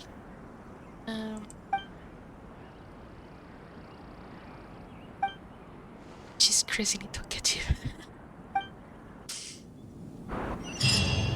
Right. Get this one. At 5 out of 7. So it's progress. Osmanthus what? Yes, that's the same as I remember.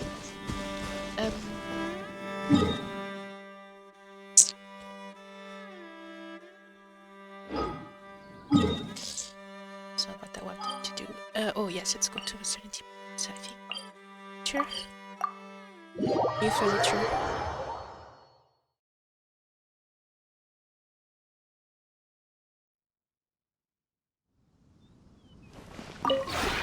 This realm is truly...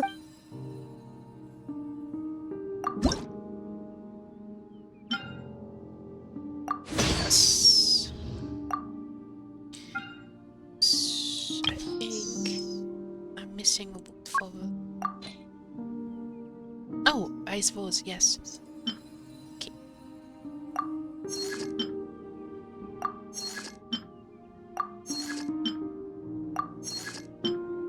Just got them from, well, below Petrichor Seal Bygones. I think I got them all. Should be it.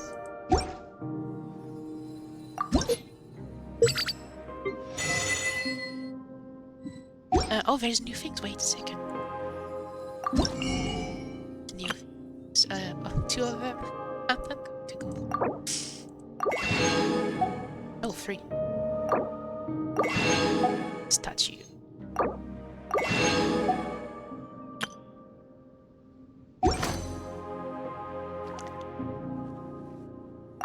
Let's do it. Go. Should be everybody. Here we go.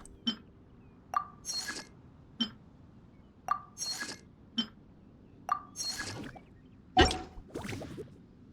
Goodbye. If you ever have any questions about the realm within, you may ask me. Sure. Time. I need to rebuild this place. Okay. Once, there was a glorious kingdom established among the heavens. From that kingdom came a crowned heir, tasked with seeking out the Genesis Pearl from the kingdom of darkness. The first crowned heir began her journey of seeking the pearl. But she was deceived, and the memory of her noble origins faded. She now believed that she was the queen of the kingdom of darkness. But take heart. A second crowned heir had already taken up the path where the first had stumbled. This is the story of your journey, of your tale to be told.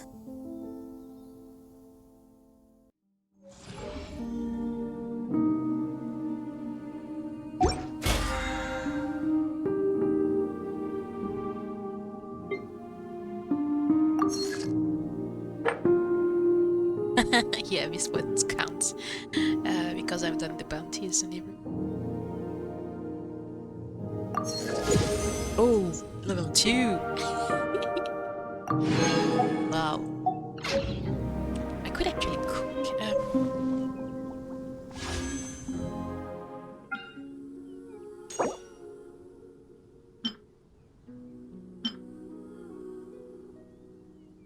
I'll shuffle this one, it's fine.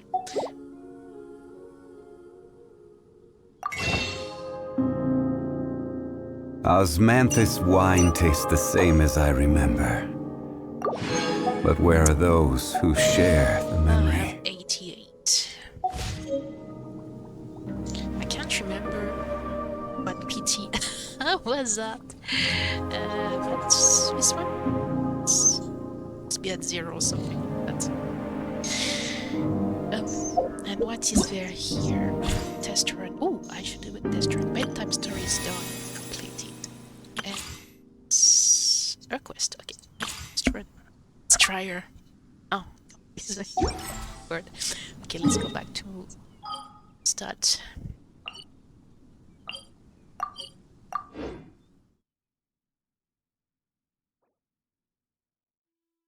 Update is available. Please log in again to update to the latest version.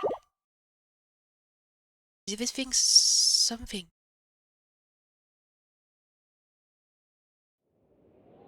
Is it?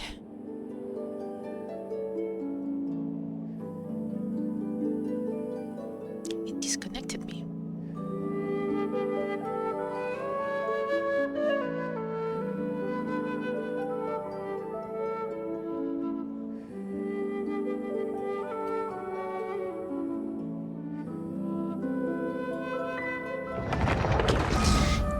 Sure takes a while to connect, which is why I tend to start it before I start the stream usually.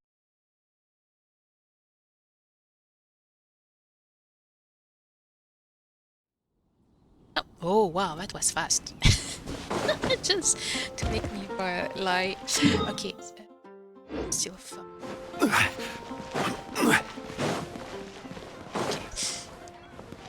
I might as well just give friendship. This is my friendship tip. Ad Astra Abyssosk. Oh, no, I forgot. Sorry, bye-bye. Bye-bye. I first need to convert it.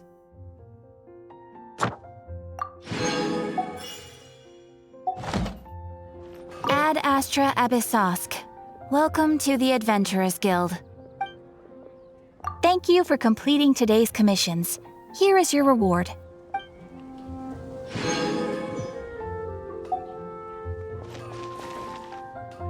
It still says that we have something. Is there a new domain?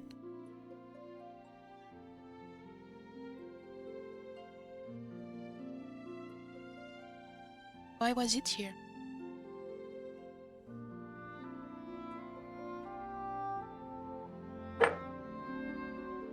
I need to try level 12. I just pressed 3.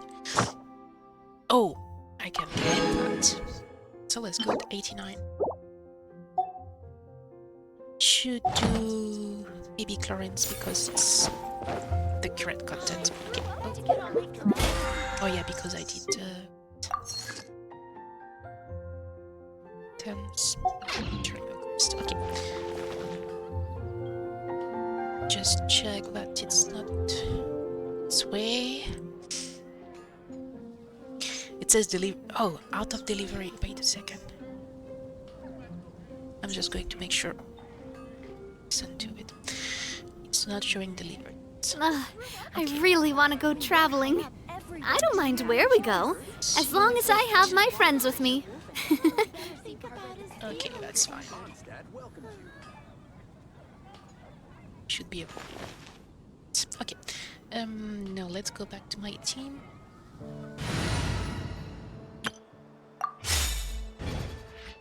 And let's start this quest. I need to do like, you know, a seed. Okay. Let's navigate this way.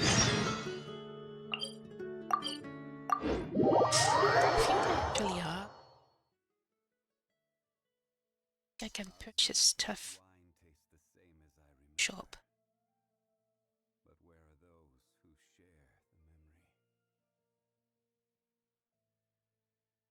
Toilet.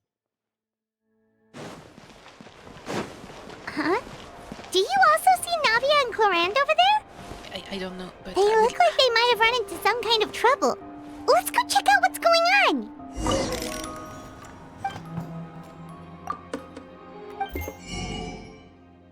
$120. Okay.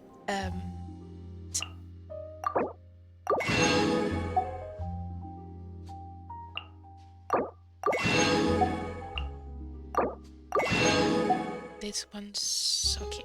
Start from top. Should be. Should have enough.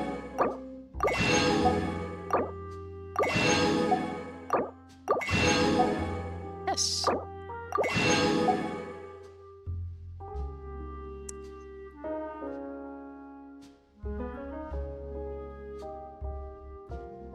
Showing 8. Okay, that's fine. It's 5.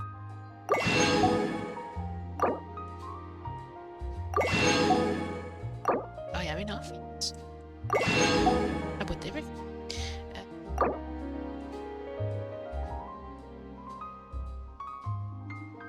Okay, let's do it. I have 2 left. 2.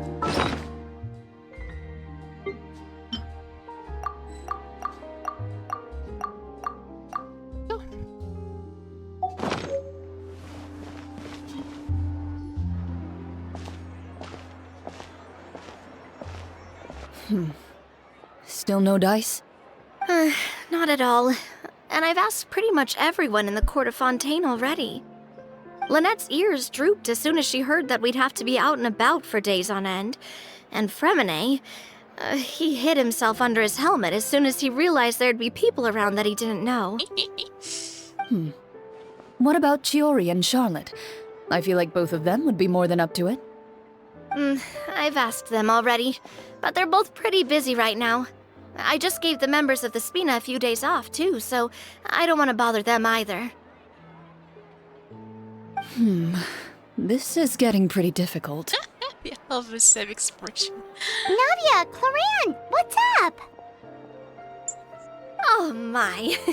Well, if it isn't my dear partners. How are you all doing? Huh. Navia? Huh? Oh, you mean... We don't know, Yep, I guess. this is our chance. I know. Yes, we do. We were just passing through. Do you need our help with something? Oh, precisely. My dear partners, we've got a huge problem right now that only you can solve. Whoa, for real? Absolutely. We've already exhausted all our other options. Tell me about Traveler, Paimon, would you join us and play Marechaussee Hunter Judgment Day? Marechaussee what now? It's a new game script by the Tabletop Troupe, a local roleplay adventure club. Ever heard of the Tabletop Troupe? They put out games that allow you to participate in a story and roleplay characters with your friends. Oh, I've loved their stuff ever since I was a kid. That sounds super interesting. Clorinde and I are both veteran members of the club. Recently, someone came up with a new script and was looking for people to help playtest it for them. And when they asked, of course I couldn't refuse. I mean, come on! A brand new script? Nobody has ever played it before. Generally speaking, scripts at that level of development have a lot of issues, but I think this one is pretty solid. The author obviously put a lot of work into the story, and the world building is also quite credible. Whoa. I know I was the one that handed you the script, but some of us haven't read it yet. No spoilers, please. She hasn't. Anyway, the script calls for a team of 4. Ah, yes. We're missing one final player right now. Right, but she's a bit... So, you're saying you'll help us out? I knew I could count on you, partner. Paimon and the Traveler are kind of a package deal. Is that okay? That's not a problem. I'll adjust the pace based on the actual number of players and ensure that everyone has a good time. Well, Traveler, what do you think? Wanna play? Paimon will follow your lead. Joel has helped a friend in need. Well, that solves our problem. You have our thanks. Woohoo! I'll go grab the script manager from the club right away. The script manager? Didn't you just say that you gave Clorinde the script? The club introduced a completely new kind of gameplay for the script. In this iteration, the Game Master's version of the script is incomplete. The script manager provides the next part of the script only after players have completed the current list of objectives. On top of that, in order to increase player immersion, the club has created some of the story's sets and scenes in real life. We'll only know where we should go once the script manager reveals the starting location. Wow, you're right. Whoever wrote this script really did put in a lot of work. And it's got a real healthy amount of suspense, right? I mean, even the GM doesn't know how the story will end. I look forward to experiencing it with you all. Why don't you go meet up with the others first? They should all be waiting at Chioria Boutique. I'll come over with the script manager as soon as I find them. Sounds good. Remember to always watch where you're going, and don't rush. You say that like I'm 6 years old or something. Let me think. What kind of character should I play this time? I just hope you'll pick up some useful skills this time. Oh, and stop trying to persuade every animal you come across.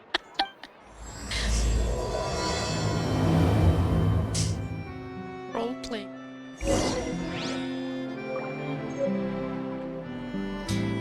Okay. Take it somewhere.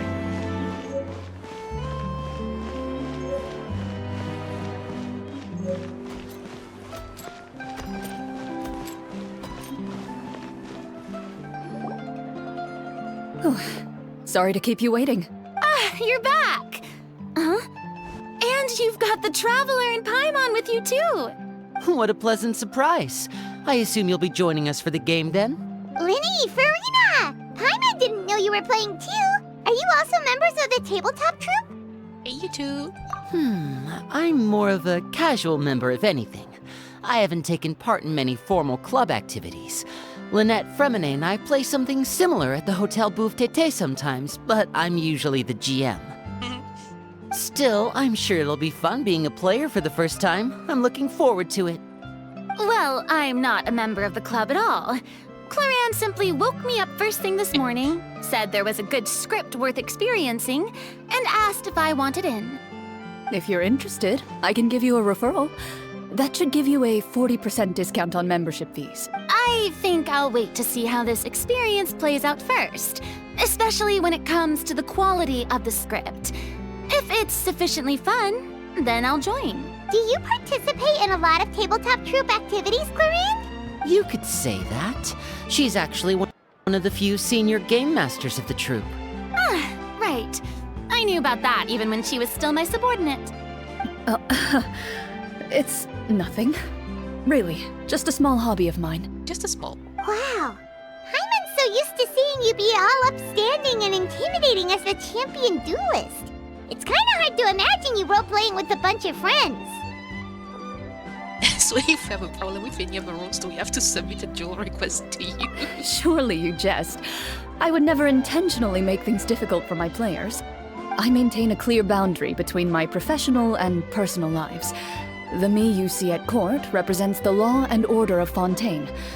I put all personal feelings to the side and grant a fair duel to all who seek to defend their honor. But in my personal life, I'm just an ordinary person. Someone who feels anger and sadness, just like everyone else. Well, you say that, but for all the time I've known you, I don't think I've ever seen you cry. I've seen you get angry, sure, but now I'm wondering whether you were actually mad or if it just looked that way from the outside. I was probably in work mode during those times. Is that so? Well, in any case, I just feel like even in your personal life, you don't get emotional very often. So you want to see me cry? That might be a little difficult. A show of anger, though, that might be something I could accomplish. No, that's not what I meant. It's like, no, it's to piss her off.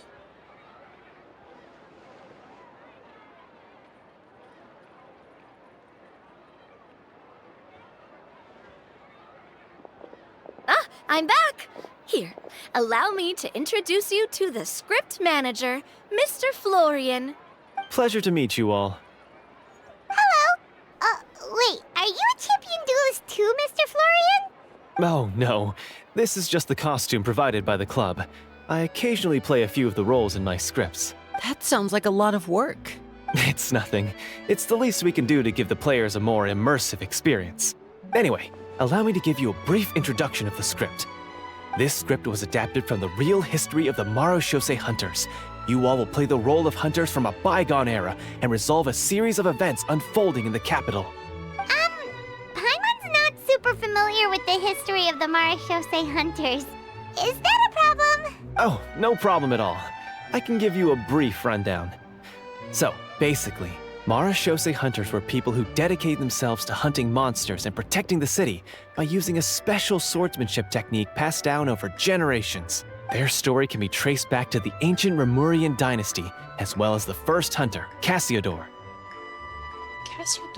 Cassiodor was the first hunter? Oh.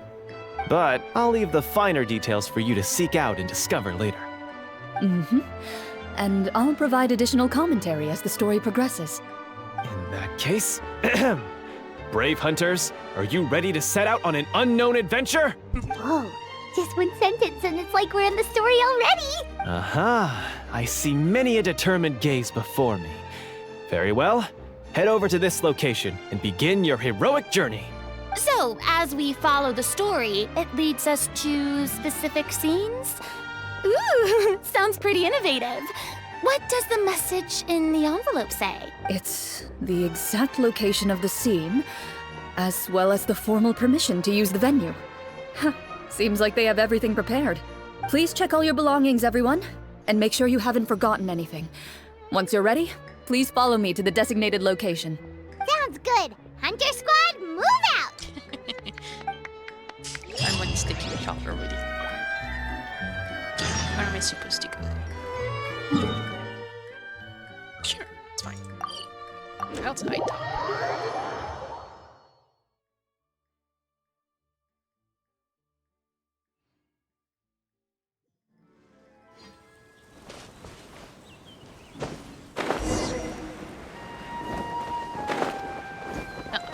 Showing me where, but... Oh, it's moving now.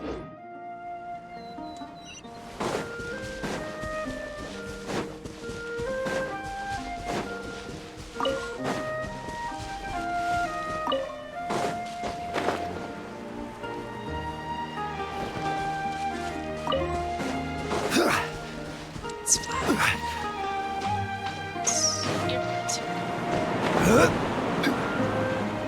I'm going to move again. Oh, it looks like it's a tent. Oh, it's a tent with chairs. Okay. I go faster if I just... I like flying.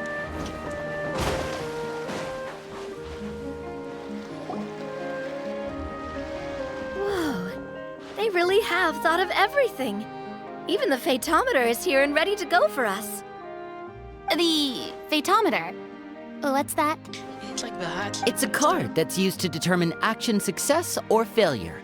We'll need to use it when we try to use certain skills. And what about all the dessert and tea?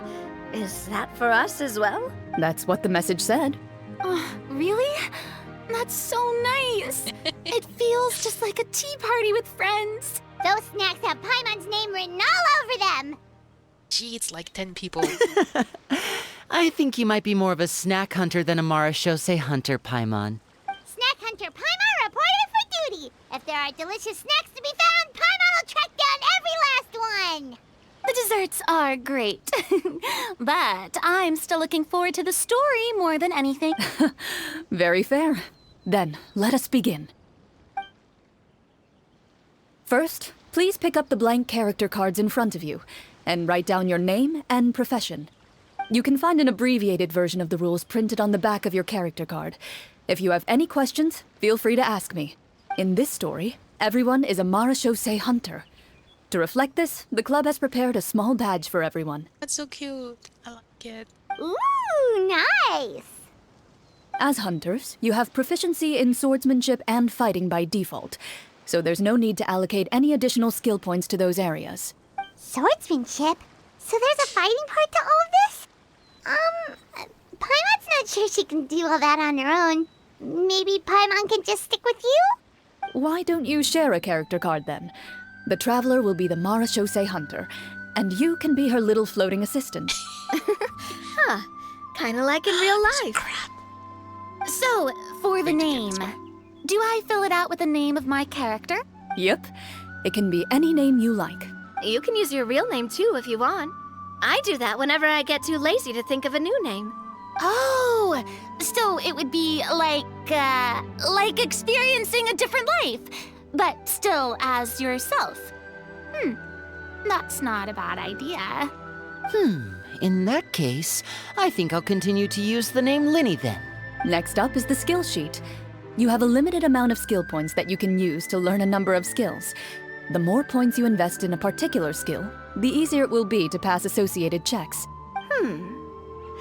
I'll take persuasion and investigation.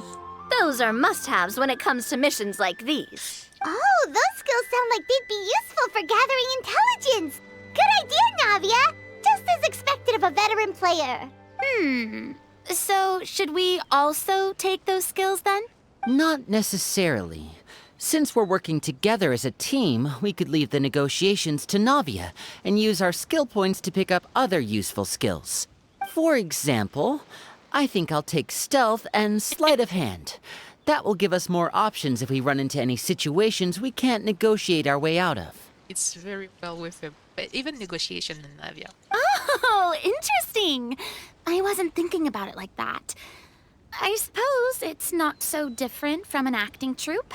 Everyone has their own role to play. Let me see. I'll take art and performance. I'm not quite sure what use they'll be, but I'm not as knowledgeable about the other skills, and I am not too confident I'd be able to roleplay them well. Well, that leaves us. What do you want to learn, Traveler? Cooking. Let's learn inside. Oh, something that'll help you get a read on other people's thoughts. Sounds useful. King or medicine? Let's go for cooking. Gotta say, this suits you really well. Nothing boosts morale like good food. So what do you think? Are you sure you want to learn these two skills? Yep. Let's see. Oh, looks like you each have enough points to choose one final skill. You've all picked such classic skills. It's fine to go a little bit out of the box, you know. Why do I get the feeling she's getting ready to cause trouble? For example, this one here. Summon. Doesn't it sound super mysterious and cool? I saw that one just now as well. The description says, this skill can be used under certain circumstances to summon characters or creatures that fit the script's world-building rules. The script's world-building rules, huh? But how are we supposed to know what a Marachose Hunter can summon? Oh, that's not for us to worry about, my friend. Just learn the skills that interest you, and the GM will take care of the rest. All right, you've convinced Paimon. Let's learn summon then. Paimon can't wait to see what kind of thing shows up. Well, now that everyone's more or less finished creating their characters, we can begin. Since 2 of our players are doing this for the first time, though, let me ask, would you like to play on easy mode or authentic mode? Easy or authentic? Let's go for... What's the difference between the two? I'll go for authentic. Well, in role-playing games, the story sometimes changes based on the decisions of the players and the results of the Fatometer. For example, if you fail a check, that means you cannot use the target skill in that scenario. A critical failure may even result in further negative consequences. If you choose to play in authentic mode, every time you elect to use a skill, you'll need to use the Fatometer to see whether you succeed or fail, and face any consequences that may follow. If you choose easy mode instead, every check will be successful by default, and you won't have to worry about luck playing a factor. Oh, not as funny. Let's go for authenticate. Random checks triggered by the Photometer often serve as indicators for Destiny's course of success or failure of an action. press to draw a card and get a random number between 1 to 20. I like this, phytometer. I guess this is just a card. So, okay. If a number displays greater than or equal to the check difficulty, you will pass this check, otherwise you will fail it. Random checks triggered by the phytometers often serve as indicators for destiny. Okay, that's the same thing. Players' role-playing and the scene in the story can sometimes affect the result of checks. Your current check bonuses will be added to a random drawn number, making it easier to pass check. In easy mode, all check no. Gate. Given that I'd like to focus on the story, I suppose I should pick easy mode. I'd feel bad if I brought the team down by failing my checks. That is the point, girl. Huh? Oh, come on. Don't worry about that. RNG is the lifeblood of role-playing games. I'm going with authentic mode for sure. Never knowing what you might have to overcome. Ugh, doesn't that sound exciting? I'd rather be mentally prepared for what might happen. All right, then I'll mark down Farina for easy mode. All her checks will be successful by default. As usual, Navia and Linny will play on authentic mode. What about you, dear partner? How would you like to play? Are you sure? Trust me, you'll see the beauty of RNG. Just convince this crap to get into my pocket. Honestly, I don't think Clorinde would make things too difficult for us, no matter what the Fatometer says. Isn't that right, Clorinde?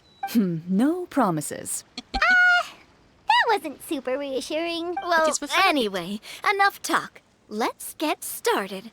I want to experience at least a good chunk of the story today. Speaking of the story, why is the beginning scene on a beach? Well, that's because a long time ago, back when human civilization was still in its infancy, powerful demons and evil sorcerers ruled over the land. They created a host of monsters and sent them to slaughter all humans in existence. Soon, a group of human rebels banded together. With their swords raised, they swore to brave the darkness, and in doing so, subdue each and every monster that sought their destruction. They became known as the Marachose Hunters. Girl. The image here, it's really good.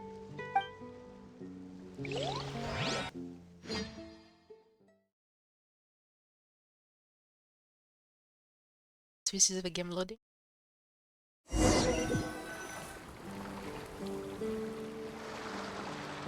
Ooh. Sometime later, as a member of the Marachose Hunters, you receive a commission. Following the address provided on the message, you take a boat and arrive at this strange city. As you inhale, you can taste the slightly salty air of the docks as you begin to survey your surroundings. There aren't many people in the vicinity, but you do take note of a few others who, like you, seem to be sizing up this place. Your eyes meet, and you realize these people are fellow Marachose Hunters, likely led to this location after receiving the same commission as you. You're all Marachose Hunters too, right? Allow me to introduce myself. The name's Navia, monster hunter by trade and helpful neighborhood businesswoman on the side. What say you to traveling together? We can help each other out on the road. Okay, count me in. He does look like a thug. My name is Linny. I've been wandering since I was little and picked up a few less than legal tricks along the way. I was adopted by a Marachose hunter and later chose to follow in his footsteps. Is this where you introduce your character to everyone? It sounds like they've done this dozens of times. Come on, Farina, you can do it. Oh. My name is Farina, and, I grew up in a noble family. I always had a strong interest in performance and the arts. Even though I'm a Marachose hunter, what I really want is to be a performing artiste. So cute. Hey, that's really cool.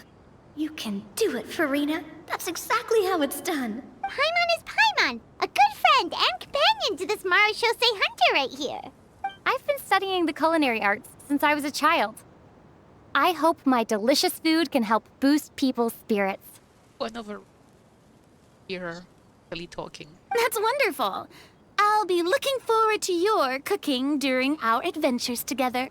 Well, if we're all here for the same commission, why don't we take some time to confirm what we need to do? You open your envelopes at the same time.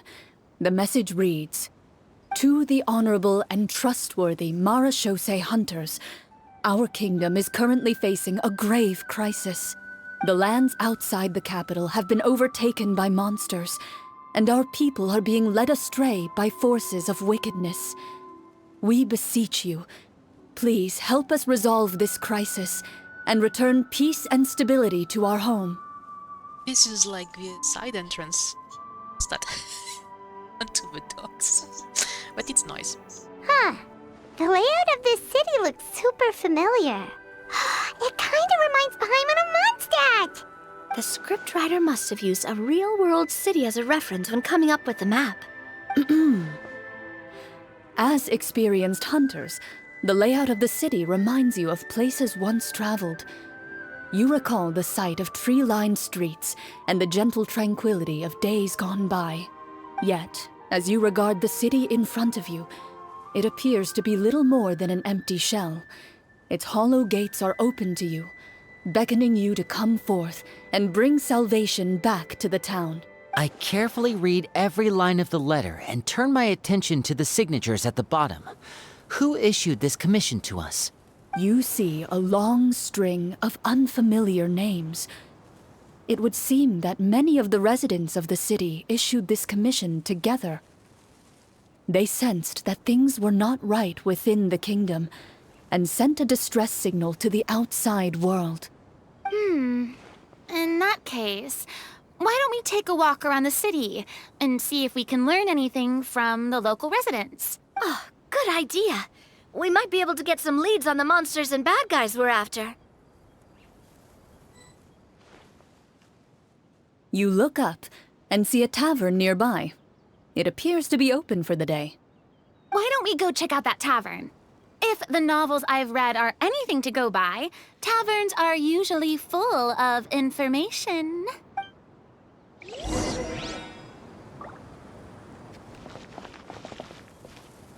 It's like inside, like is it brown color in a dream. That's really cool. As you approach the tavern, you find a plainly dressed woman standing nearby. She appears to be rather troubled about something.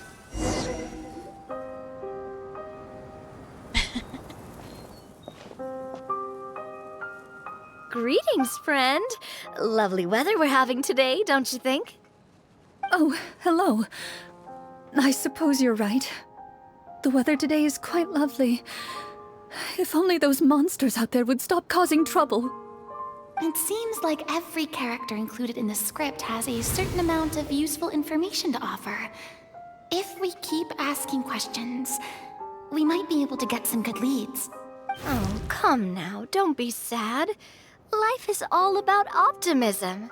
Oh, that reminds me. What did you have for breakfast this morning? Huh? I don't think that's the kind of question we're supposed to ask. Nothing turns a frown upside down like good food.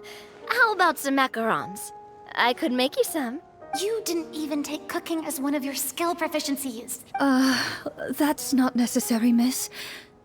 Excuse me for saying this, but you don't really look like a chef. Besides, I'm not really a fan of sweets. So you're someone who barely smiles and doesn't like sweets. You're really starting to remind me of this one friend of mine. Hey! Did she just... me? Clorinde must have broke character for a second. This isn't getting us anywhere. Traveler, maybe you can think of something.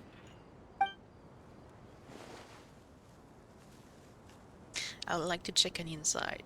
The results of insight checks aren't disclosed to the players, so I'll be the one consulting the fatometer.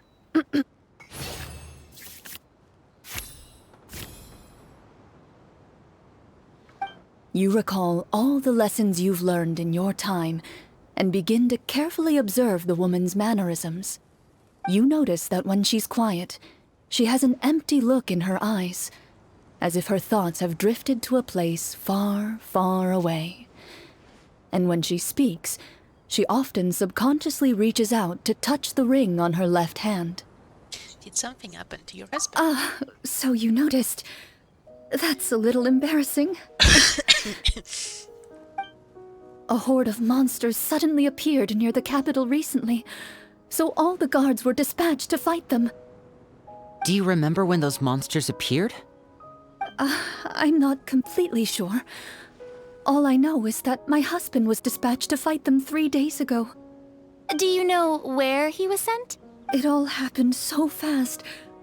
When we said our goodbyes, he couldn't even tell me where they were sending him. You have our thanks, friend.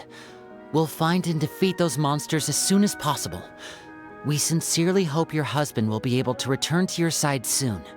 Oh, thank you. Don't worry. We'll find him. Just try to remain optimistic and wait for good news. We don't always get to choose what happens to us.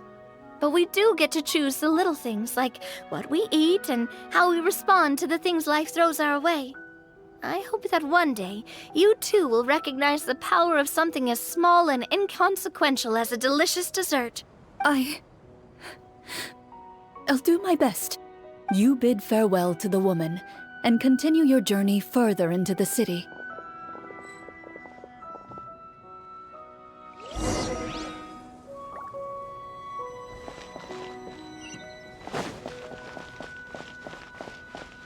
As you venture further into the city, the streets appear largely empty. An elderly woman walks past. You see her shake her head as she puts away her wrinkled wallet. A nearby merchant folds his arms and gives you a disdainful look. You get the impression that he's someone who has long gotten used to the sight before him.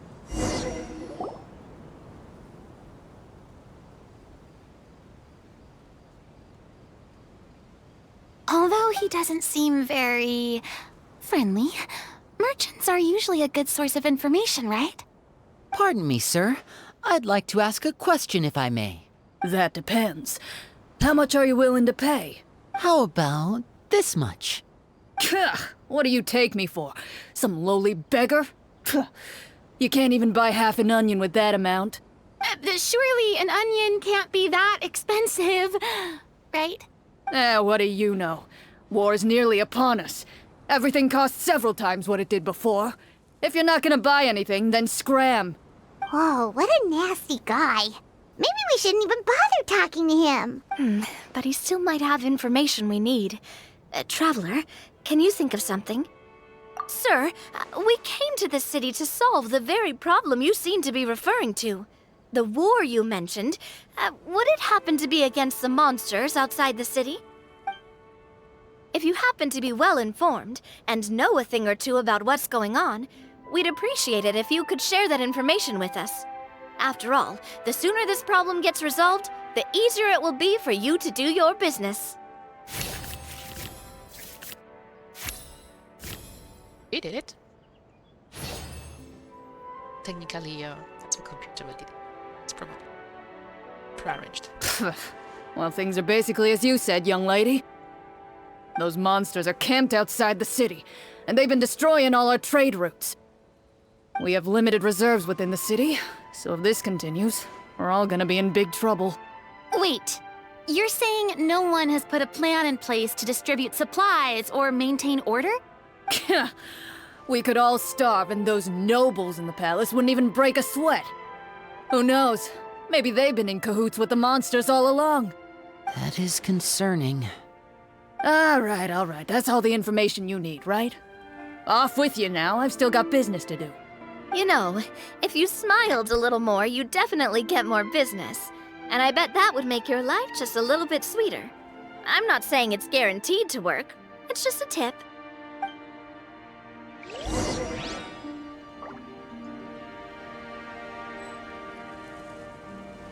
Should we try to go somewhere with more people? Oh, how about the city square? Follow me. Replaced Catherine Thanks, buddy.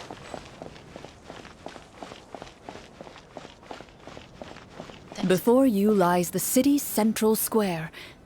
You see a man with a slightly anxious look on his face, pacing back and forth, his head hanging low. He doesn't seem to notice your approach. Still immersed in his own thoughts, he shakes his head and lets out a long sigh. This guy seems promising enough. Maybe I can get some information out of him. Hello, sir. Is there anything I can do to help you? Wait, you're... I'm... Oh, dear goodness! You're a Marashose hunter! You recognize us? Ah, are you one of the people who wrote the commission letter? Yes, yes! Oh, I didn't expect you to actually come! Oh, what great news! The city is saved! What happened here? Alas, we once lived comfortable, carefree lives. This city used to be free of monsters. The first Marashose hunter, Casiodor, the Golden Hunter, he was the one who drove them back. However, monsters have once again surrounded the city. Perhaps the seal that kept them at bay has lost its power. Or perhaps an evil sorcerer has been meddling in our affairs. All I know for sure is that their return has stripped this city of any chance at peace. Are there not enough soldiers to drive them out? It's not a question of numbers. The guards simply have no idea how to deal with them. Most people my age have never even seen one of the monsters, much less been trained to fight against them. What's worse, many of us don't even know the history of the Marashose hunters anymore.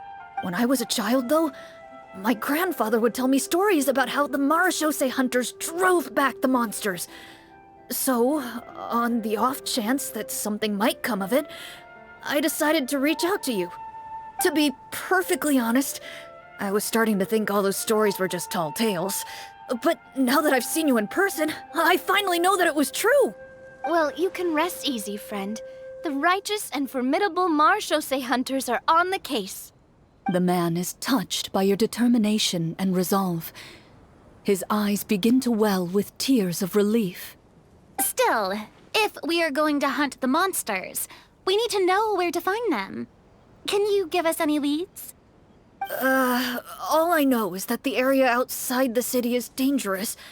I'm afraid I can't point you toward a specific location. Oh, although, if you leave the capital through the main gate and follow the road, you should run into a group of guards.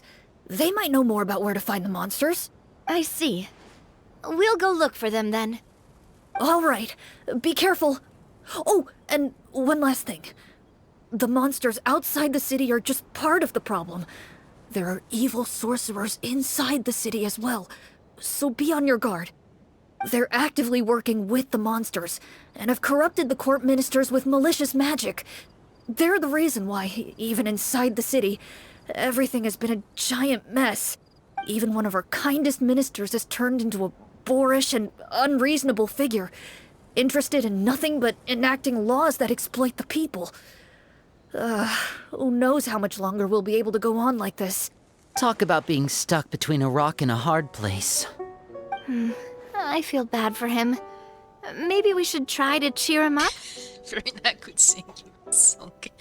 Hey! Not everything can be solved with food! What, you want to sing a song? I appreciate your kindness, but for now, it's more important to focus on the crisis at hand. Brave hunters, I leave the future of this kingdom to you.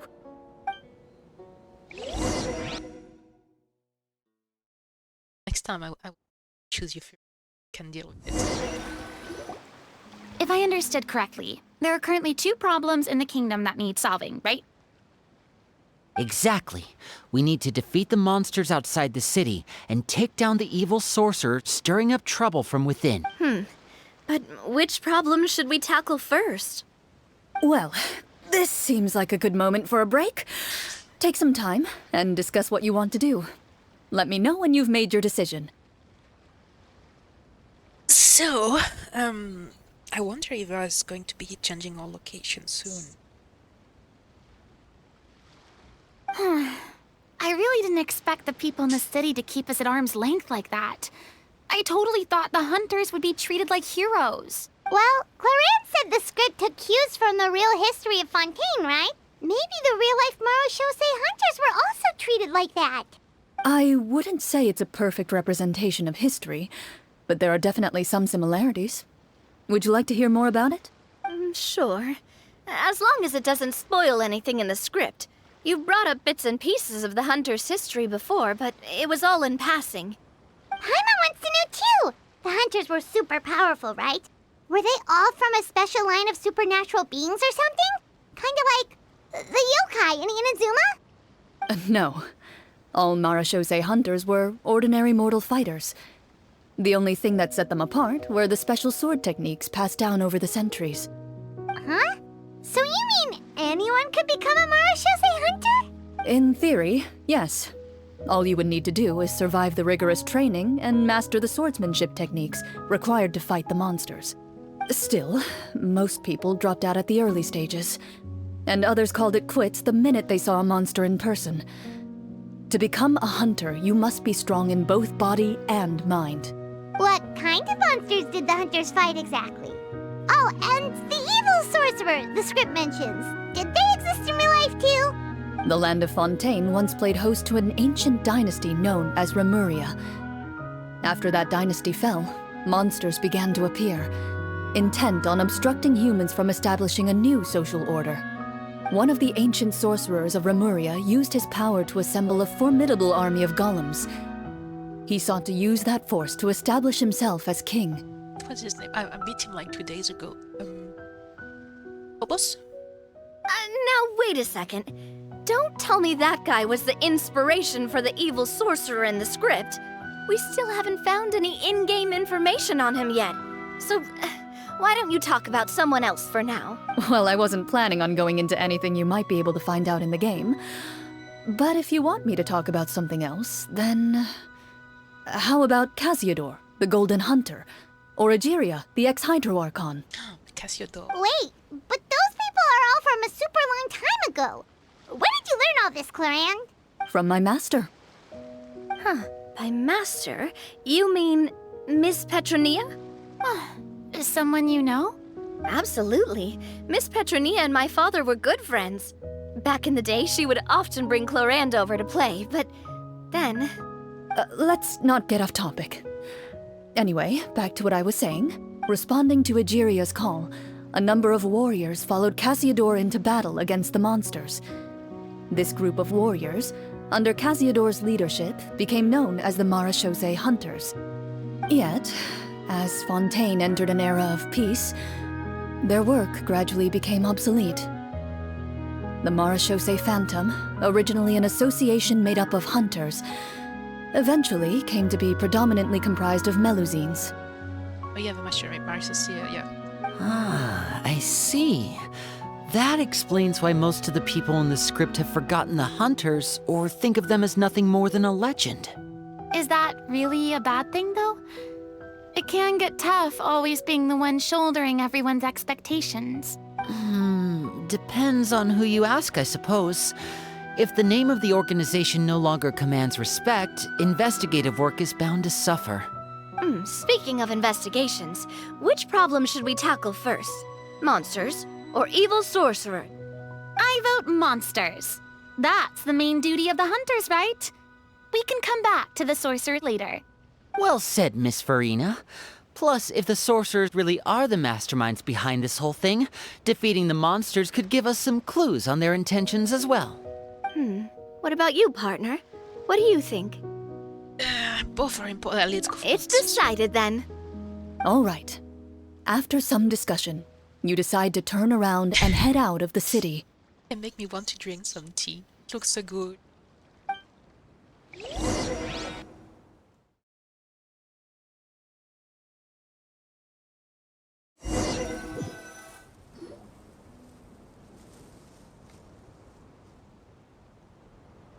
Let's take a look around, like that guy said. You there! Outsiders, halt! Who's there? An She wouldn't armored do a man real approaches you. center. He has a tall, muscular build and a determined expression in his eyes. Just one look, and you can tell he's fought in his fair share of battles. Although he's trying his best to conceal his current state, his uneven gait and the sweat dripping down his forehead make it obvious that he's been wounded and is in serious pain. I'm the captain of the guard. I saw you sneaking around the city earlier, so I'll only ask this once. State your purpose, or it's off to the dungeons for the lot of you. Wow, it's been a while since someone's been this suspicious of us. I said talk, not whisper between yourselves. Have you ever heard of the Marchese Hunters? Marchese Hunters? Ha! That fairy tale, you mean? What, you expect me to believe you're one of them?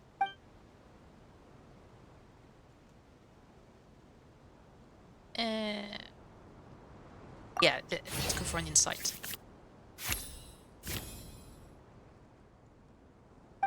While everyone is talking, you begin to carefully observe the captain's mannerisms. A cook who is really good at looking at people and Every so often, you see him glance toward a particular direction, with a pained expression on his face, as if an invisible thread is tying him to an unknown place. As you follow his gaze, you vaguely recall that the location he seems fixated on is known for its difficult terrain. Any battle that breaks out in a place like that is likely to be prolonged and devastating. Wait, is that where the monsters are? Outside the forest, in the area with the difficult terrain? The captain is taken aback by your sudden question. Still, his shock only lends credence to your theory. You're looking to fight the monsters? No, we just came out for some tea and mackerel. Well, we're Marchese Hunters after all. You could say that's basically our job. He shakes his head and continues to regard you with skepticism. In the end, he decides to inform you of the locations where the monsters have appeared. Those monsters aren't easy to deal with. But if you insist on going, I won't stop you either. I just hope all the guards will be able to come back to their families alive. I wish you the best of luck.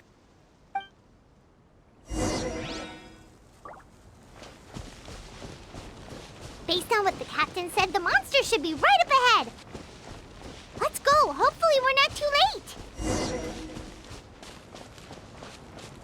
As you approach the battlefield, you see numerous people lying by the side of the road. They appear to be dressed like guards. Their faces are filled with desperation and terror.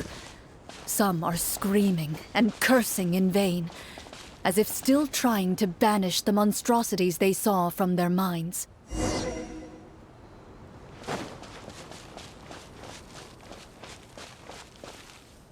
A few of the wounded look up at you in shock and disbelief. Quick, leave this place.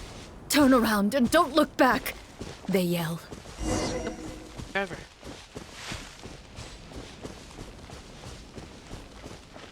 This way.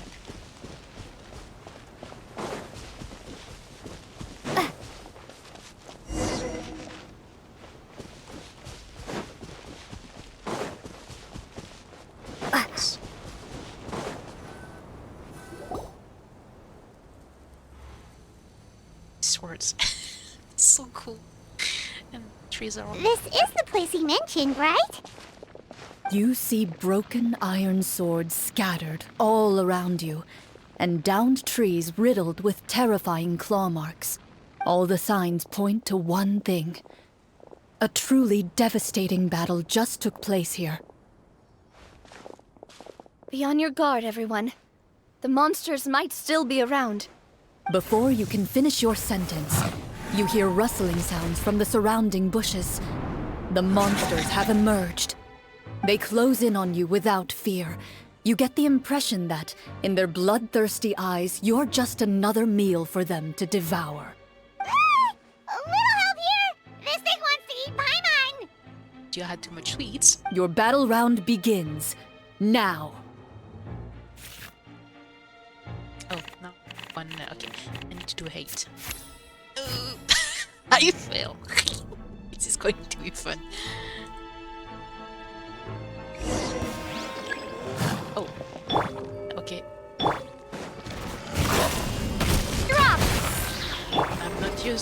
dogs.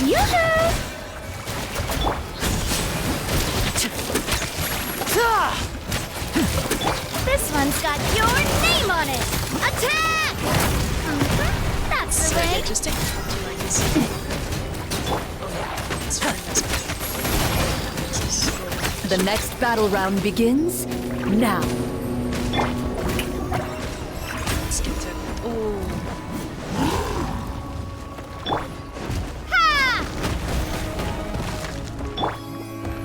Let my name echo in song! This one's got your name on it! Now disappear! Here comes the finale! Just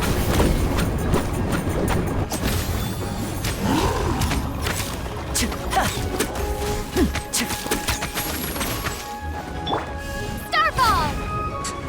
Why so far? May I present? And voila! Feeling lucky?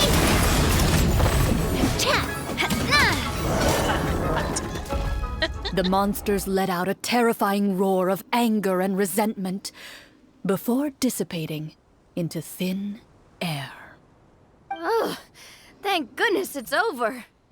We're lucky the Marashose Hunter class came with all those preset skill points. Otherwise, we would have been in some real trouble. I never knew the Phytometer even determines the amount of damage you inflict. If you get unlucky, isn't it just game over right then and there? Wasn't lucky, so we did. That's part of the fun. The uncertainty of fate is what gives these games their appeal. Just as you begin to celebrate your victory, a suspicious lump on the ground catches your attention. A suspicious lump? Wait, could it be the thing that appears after every battle? I walk up to it, crouch down, and begin to carefully examine it. I've still got my right glove on, so it should be fine for me to touch it, right? As you investigate the mound, you discover that the exposed portion appears to be made of wood. It was previously obscured by the large form of the monsters. With the monsters gone, the small protrusion now awaits your discovery, poking out of the ground like a shy flower bud. The chest? It's a treasure chest! She's happy too.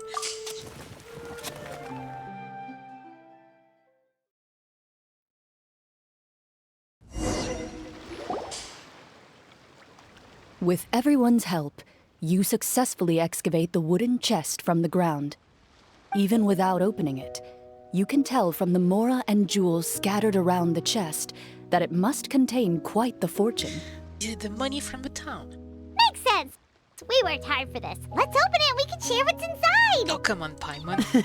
I can understand your excitement, Paimon, but think about it. Doesn't it seem like there are people out there who need this treasure more than us? Yeah. Think about all the people suffering in the capital. Or all those guards who got hurt fighting the monsters. Wouldn't it be better if we gave the treasure to them? Wait, is that how it works? Paimon thought since we were the ones to dig it up, we could just take it for ourselves. Paimon is not you. Well, let's put it this way. Any decision you make during a role-playing game can impact the future course of the story. But would the people really believe us? It's hard enough for us to prove we're Marashose hunters. What if they think we procured the treasure illegally? They might get even more suspicious of us. That's definitely something we should consider. Maybe we can come up with an explanation in advance. Well, if donating it could cause that much trouble, why don't we use it to buy some gear and fill up on good food? Then we'll be ready to fight even more bad guys. You're just thinking about taking it all for yourself again. Looks like you're facing a difficult choice once again. Well, it's getting late. Why don't we call it a day for now? Wow! Where did the time go? I'm not sure if it's because I'm having so much fun with you all or because the story is particularly enticing, but I feel like I could almost keep going. Here, here. Ooh, how about we play through the night? I'm not sure I'll have enough energy for that. Yeah, that won't work for me either. Lynette will give me an earful if I get home too late. I understand how you feel, Navia, but we have to change venues for the next part of the story anyway. Huh? Another location? Mm-hmm. There's a special note for the GM at the end of this section that says to proceed to an indoor set for the next part of the script. Whoa! They really pulled out all the stops for this new script. Well, even if we end the game for the day, we can still stay a little longer and hear Clorinde finish her story, right? Paimon wants to hear more about the history of the hunters. Something tells me you just want to finish the free desserts before we break for the day. Yes. That's just a coincidence, okay? Besides, to Paimon, not finishing free food feels even worse than having to buy her own. Having to buy her own. And anyway, Paimon really does want to hear more about Clorinde's master. Well... If a story doesn't have a happy ending, it's okay not to finish. It's nothing. I appreciate the concern, but it's all in the past. It won't do any harm to share these things now.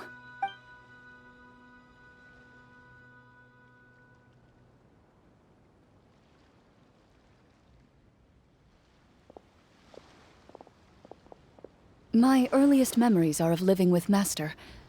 According to her, she saved me from certain people of ill repute. My birth parents had left me behind some time before that. What a heavy beginning for a life story. Master was a fascinating individual, if inexperienced in the ways of raising children. My first ever toy was a short sword. Although I suppose it wasn't so much a toy as something Master removed from her waist and handed to a noisy child in need of distraction. Oh yeah. Oh wait, so she handed an actual sword to a child? Isn't that dangerous? Did you hurt yourself? Of course I did. I cut my palm and bled quite a lot. But Master was not concerned.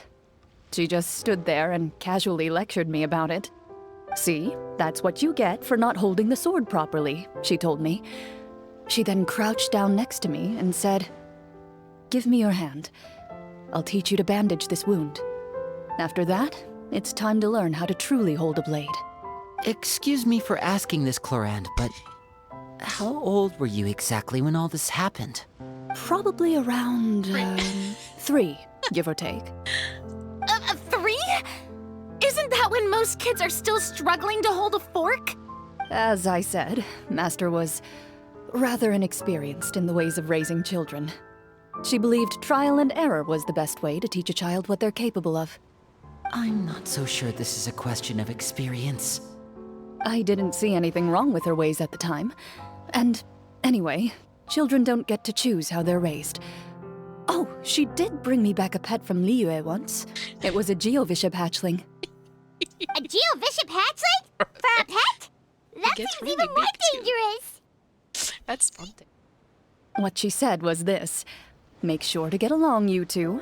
If you really can't agree on something, just settle it with a fight. Whoever loses is the real pet. Imagine if the pet actually wins and she has to be the pet of the bishop. And how old were you when this happened? 5. Well, did you win? No, I lost. So you're saying you actually became the Geovishap's pet? Yes, but only for a week. By the end of that week, I defeated it in combat, and we've shared a cordial relationship ever since. That really doesn't sound like the kind of childhood someone should have. Later on, I gradually understood that Master most likely didn't know any other way to raise a child. She was a Marachose hunter, but I never heard her bring up her own parents. Thanks to her, I learned how to navigate the forest by the age of 6, and could hunt monsters in the wild by myself the year after that. Even though the training she subjected me to was strict, she always made sure to take me traveling when she had the time. We met many of her friends during those days. That was also how I met Mr. Callis and his family. I still remember the first time we met. You were too scared to join our picnic and hid behind Ms. Petronia the whole time. I still hadn't really met many children my age at that time, so I didn't know how to interact with others. After that, though, you started coming over a lot. You loved challenging people to shooting competitions, remember? I don't think many members of the Spina ever beat you in one of those. I had a lot of fun during those days. I enjoyed them too. Oh, do you remember that one time we went exploring around the Spina together? We overheard Papa call your master Fontaine's Protector of Justice. We tried to pretend like we never heard anything, but you nearly let it slip that one time. Protector of Justice? Oh, wait, you mean that vigilante hero from 20 years ago? The one who was always active at night? Yep, that would be her. She often would put on a black cloak and go out at night. I never knew where she went or what she was doing. Until, like Navia said, we overheard the truth from Mr. Callis that night. 20 years ago, huh? I still remember the guards leaving all kinds of witness reports about her on Nervalette's desk. My apologies. Oh, there's no need to apologize. You had nothing to do with it. And anyway, everything she did was for a good cause. Although, calling herself the Protector of Order was a bit much. Especially when she deliberately operated outside the law. Huh? When did the Protector of Justice become the Protector of Order? Oh, she had a bunch of code names. I heard she would just come up with a name on the spot whenever she was asked. Later on, she probably got sick of answering those questions and decided to stick to just two. The Protector of Justice and the Protector of Order. It's cool wearing the boots. That sounds like her, all right. Here too. I bet she forgot which of the two she'd use by the time she got back each night. Well, she certainly sounds like a fascinating individual. With her strong sense of justice, it's no surprise her student followed in her footsteps. It's true. I always wanted to become like her. Someone powerful, independent, and with a strong sense of conviction. But... She suddenly disappeared the night I turned 10 years old. Oh, 10. Disappeared? What happened? I have no idea. She didn't even leave a note. I was never able to find out where she went. That night, I was celebrating my birthday at Navia's house. But Master never came to pick me up. When I returned home on my own, it was to an empty house. I wonder, during the story, during this quiz, what happened? When she still didn't appear after a few days, I went to Mr. Callis's house to ask about her whereabouts. But he only shook his head. Papa probably didn't know either. I know he sent a few people to investigate the matter in secret, but they never found any credible leads. Don't worry, I understand. To be perfectly honest, given Master's personality and way of doing things, it all made a lot of sense. If I had to guess, I'd say she probably used it as an opportunity to force me to become independent. 10 years old. Just like how, when a litter of kittens reaches a certain age, the mother willingly leaves them behind. Were you upset, Clorinde? I was at first, but not anymore. I don't believe Master would suddenly disappear for no reason. There must have been something she just had to do. Well, despite everything, you still managed to follow in her footsteps and become the greatest champion duelist in all of Fontaine. You're practically a living symbol of law and justice. I suspect my position would be far too by the books for her. Master always did whatever she pleased. But you're right. I suppose I do take after her in some ways. Who knew Clorinde had such an interesting past? I never had the chance to ask her about it before. And I wonder... if Clorinde's master were the champion duelist back then, would that duel against Mr. Callis have gone differently? Oh no. Judging by the atmosphere, Clorinde and Navia are probably thinking something similar.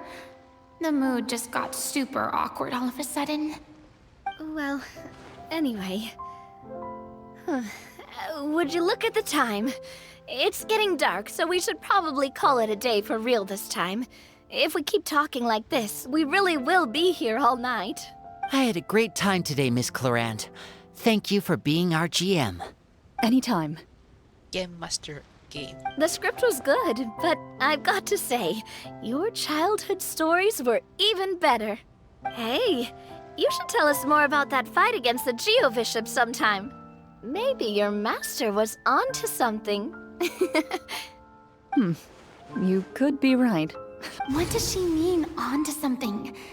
I certainly don't know any 5-year-olds who want to fight a bishop in their spare time. Guess I'll head back as well. I need to save my energy if I want to continue enjoying the story tomorrow. You're that excited to hear about my fight with the bishop? I was talking about the script.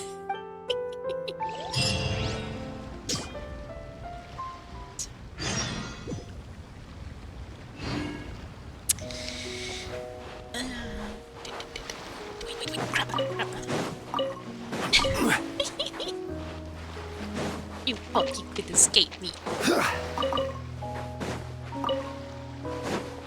Cookie night.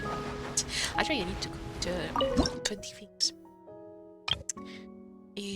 I think I got the recipe. Is it? This one. No. This one. Don't do it. Just got it, so it should be 0 of the biryani. Yes, that's biryani. Let's cook that. Space button.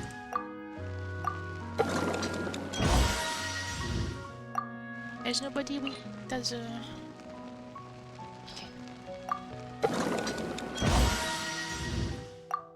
Should be like a dessert, it's not so nice.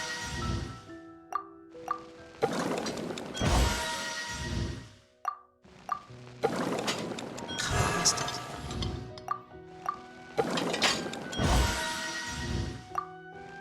Do I have enough? So. What if I keep missing it? This is hard.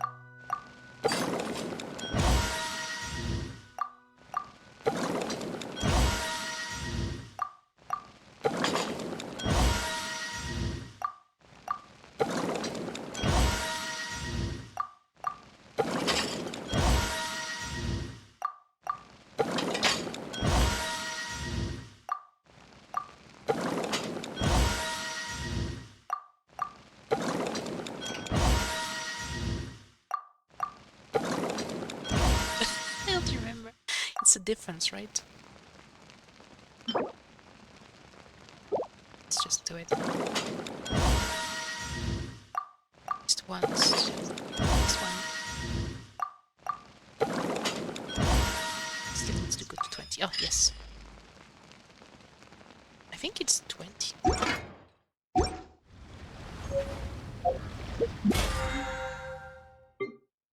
Here we go. Dishes. Oh.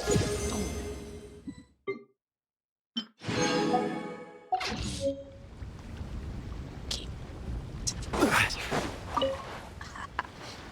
It's plenty. It's plenty. Yes, yes, yes, yes.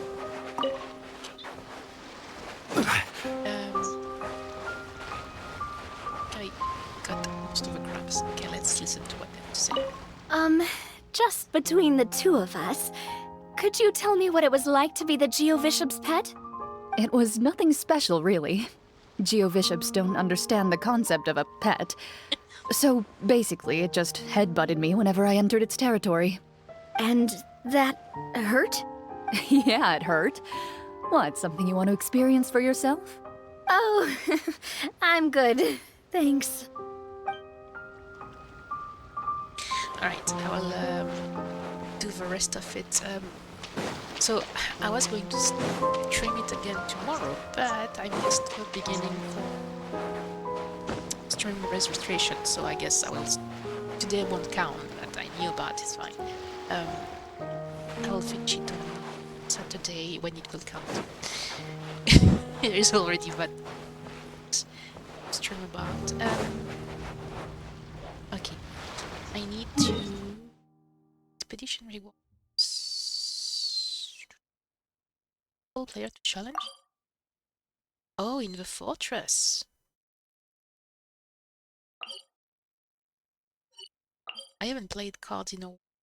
Try it.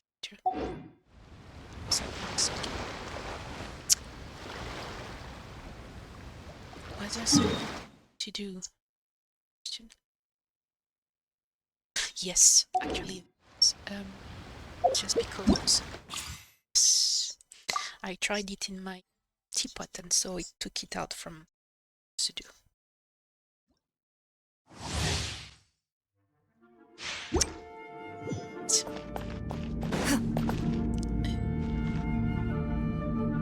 Can I see what so performs up to 5 rapid strikes. Charge attack. Fire suppressing shot in a pattern with pistolet. It reminds me of the name. Okay. Talent. Preparing a pistolet sheet. That's a talent. Okay. She enters night vigil state using steel and shot together. In this state, Clorinde's normal attack will be transformed into swift and pistolet attacks, and damage dealt is converted to electric damage. Cannot be overridden. She will be unable to use charge attack. Okay. Using her elemental skill will transform into power when impaled when knife, performing a dodging attack dealing extra damage. It's a bond of light.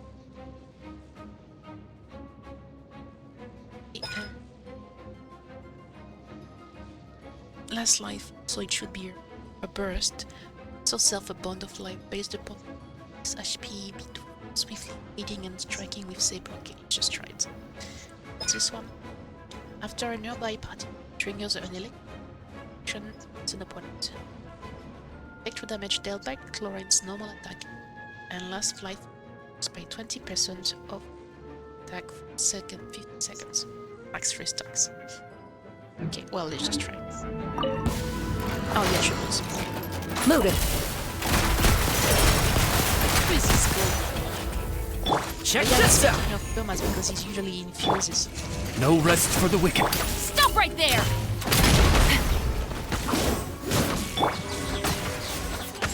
If I do that... Ready. Okay, so normal attack transfer. Time to testify. Here's Becca! Fire it up! As you wish, main Fräulein. Justice will prevail! If I just do normal attacks, it's fine. If I do the skill... Loaded. I need charge. It's transferred to the mechanism. Instead of like it's electro. Check this out! I summon thee! Fire, well, drop your weapons!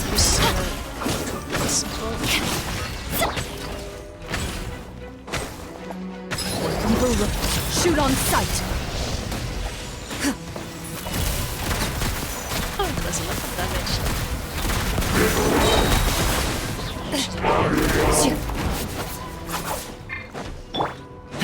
Don't get too close! Supporting fire! I haven't used vision anymore. Stop right there! Hands where I can see them! Challenge, but I don't think it's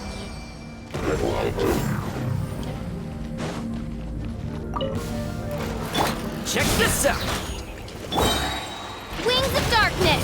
Come, Sever Knight, drop your weapons! Ready. I haven't used. I have sugar, but I haven't used it. Time to testify.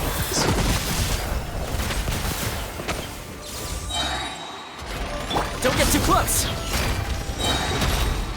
Here's Becca! Oz, reveal the... Justice will prevail! Final warning! Oh yeah, I see.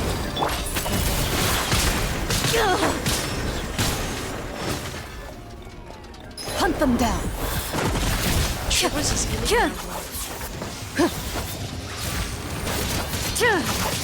Check this out! As you wish, main Fräulein. Hands where I can see them!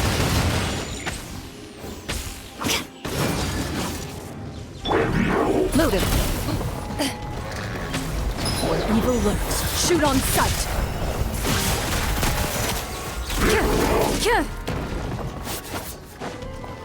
I got you covered!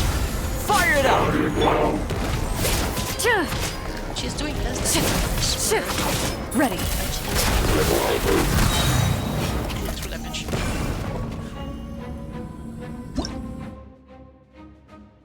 Overtrack stage. I'm taking it. Let's try it. I haven't done Sino's quest, so I don't. I don't have a life, huh? This guy. Let's dance. So water and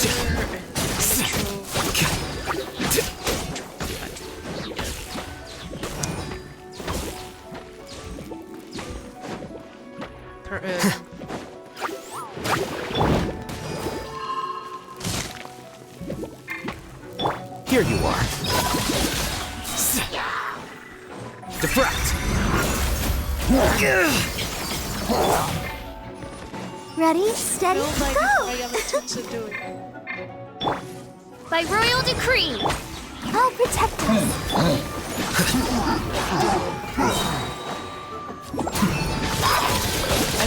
The process of elimination. Shadow Raven! Let night fall!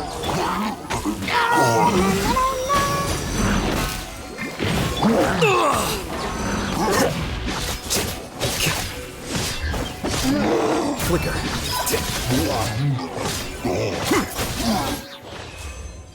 Okay, I definitely don't really. It's that guy, but let's do his struggle.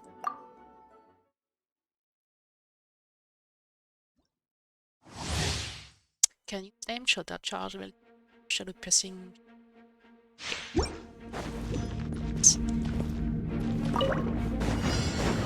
Give some space.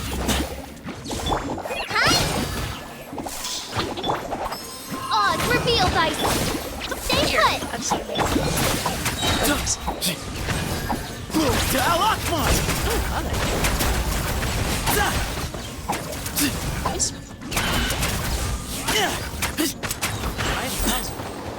Full star.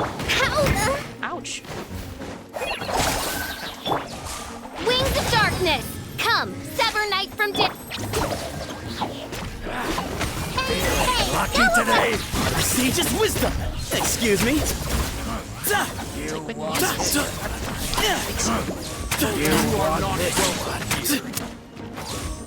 Give me some space! Try this on the side. By royal decree! Don't get you away. Don't be scared. Excuse me? That was fun. I like him. Ah, Bennett, I know. Might not utilize him at the best he should be, but I know him.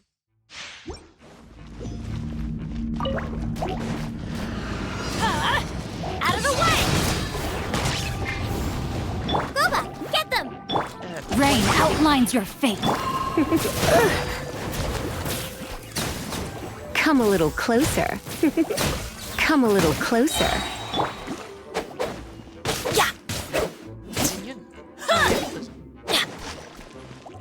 Get out of here! Out of the way! Yeah. Teamwork is dreamwork! Hey, yeah. Nice and spicy.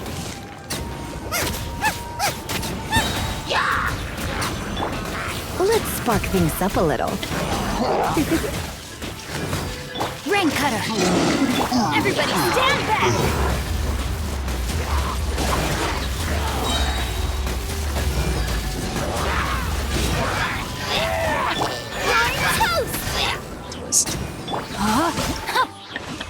Oh, position. Very acrobatic. Thomas, I like Thomas. Thomas, actually, there's no S.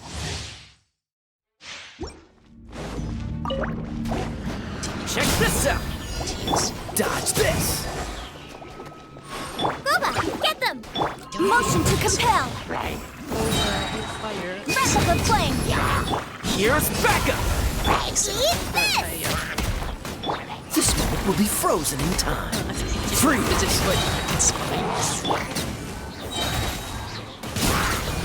Out the frying pan, into the fire! Cool it! Ah, yes. Time for your arraignment!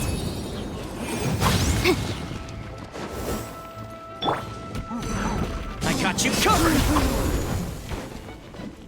Don't get too close! You're toast! Oh, so sorry. That's it. That was fun. Get out of here. Exit stage.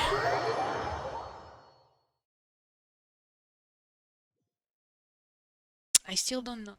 Get Clorinde. I like her. Kill a lot and I... Second. Did I get the last time? I got Naida, Chiri, and then Kazuha. I'm probably likely to fail it this time. 4 in a row would be really good. I would really like it. Osmanthus wine tastes the same. But really... I like this place, it's really... I'm guessing as we progress in the quest it might disappear, but it's really, really nice. Okay. Unless it's full. Disappeared. It's like if I... There's nothing in the ground. Okay, I will do that next time. Search for... Thank you.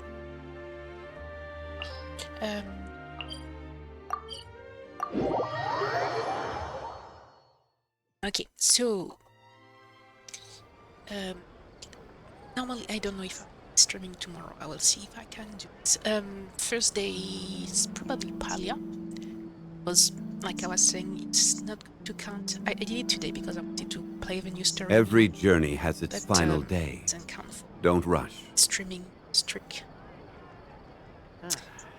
Genshin. But yeah, it's interesting and there is drops anyway. So,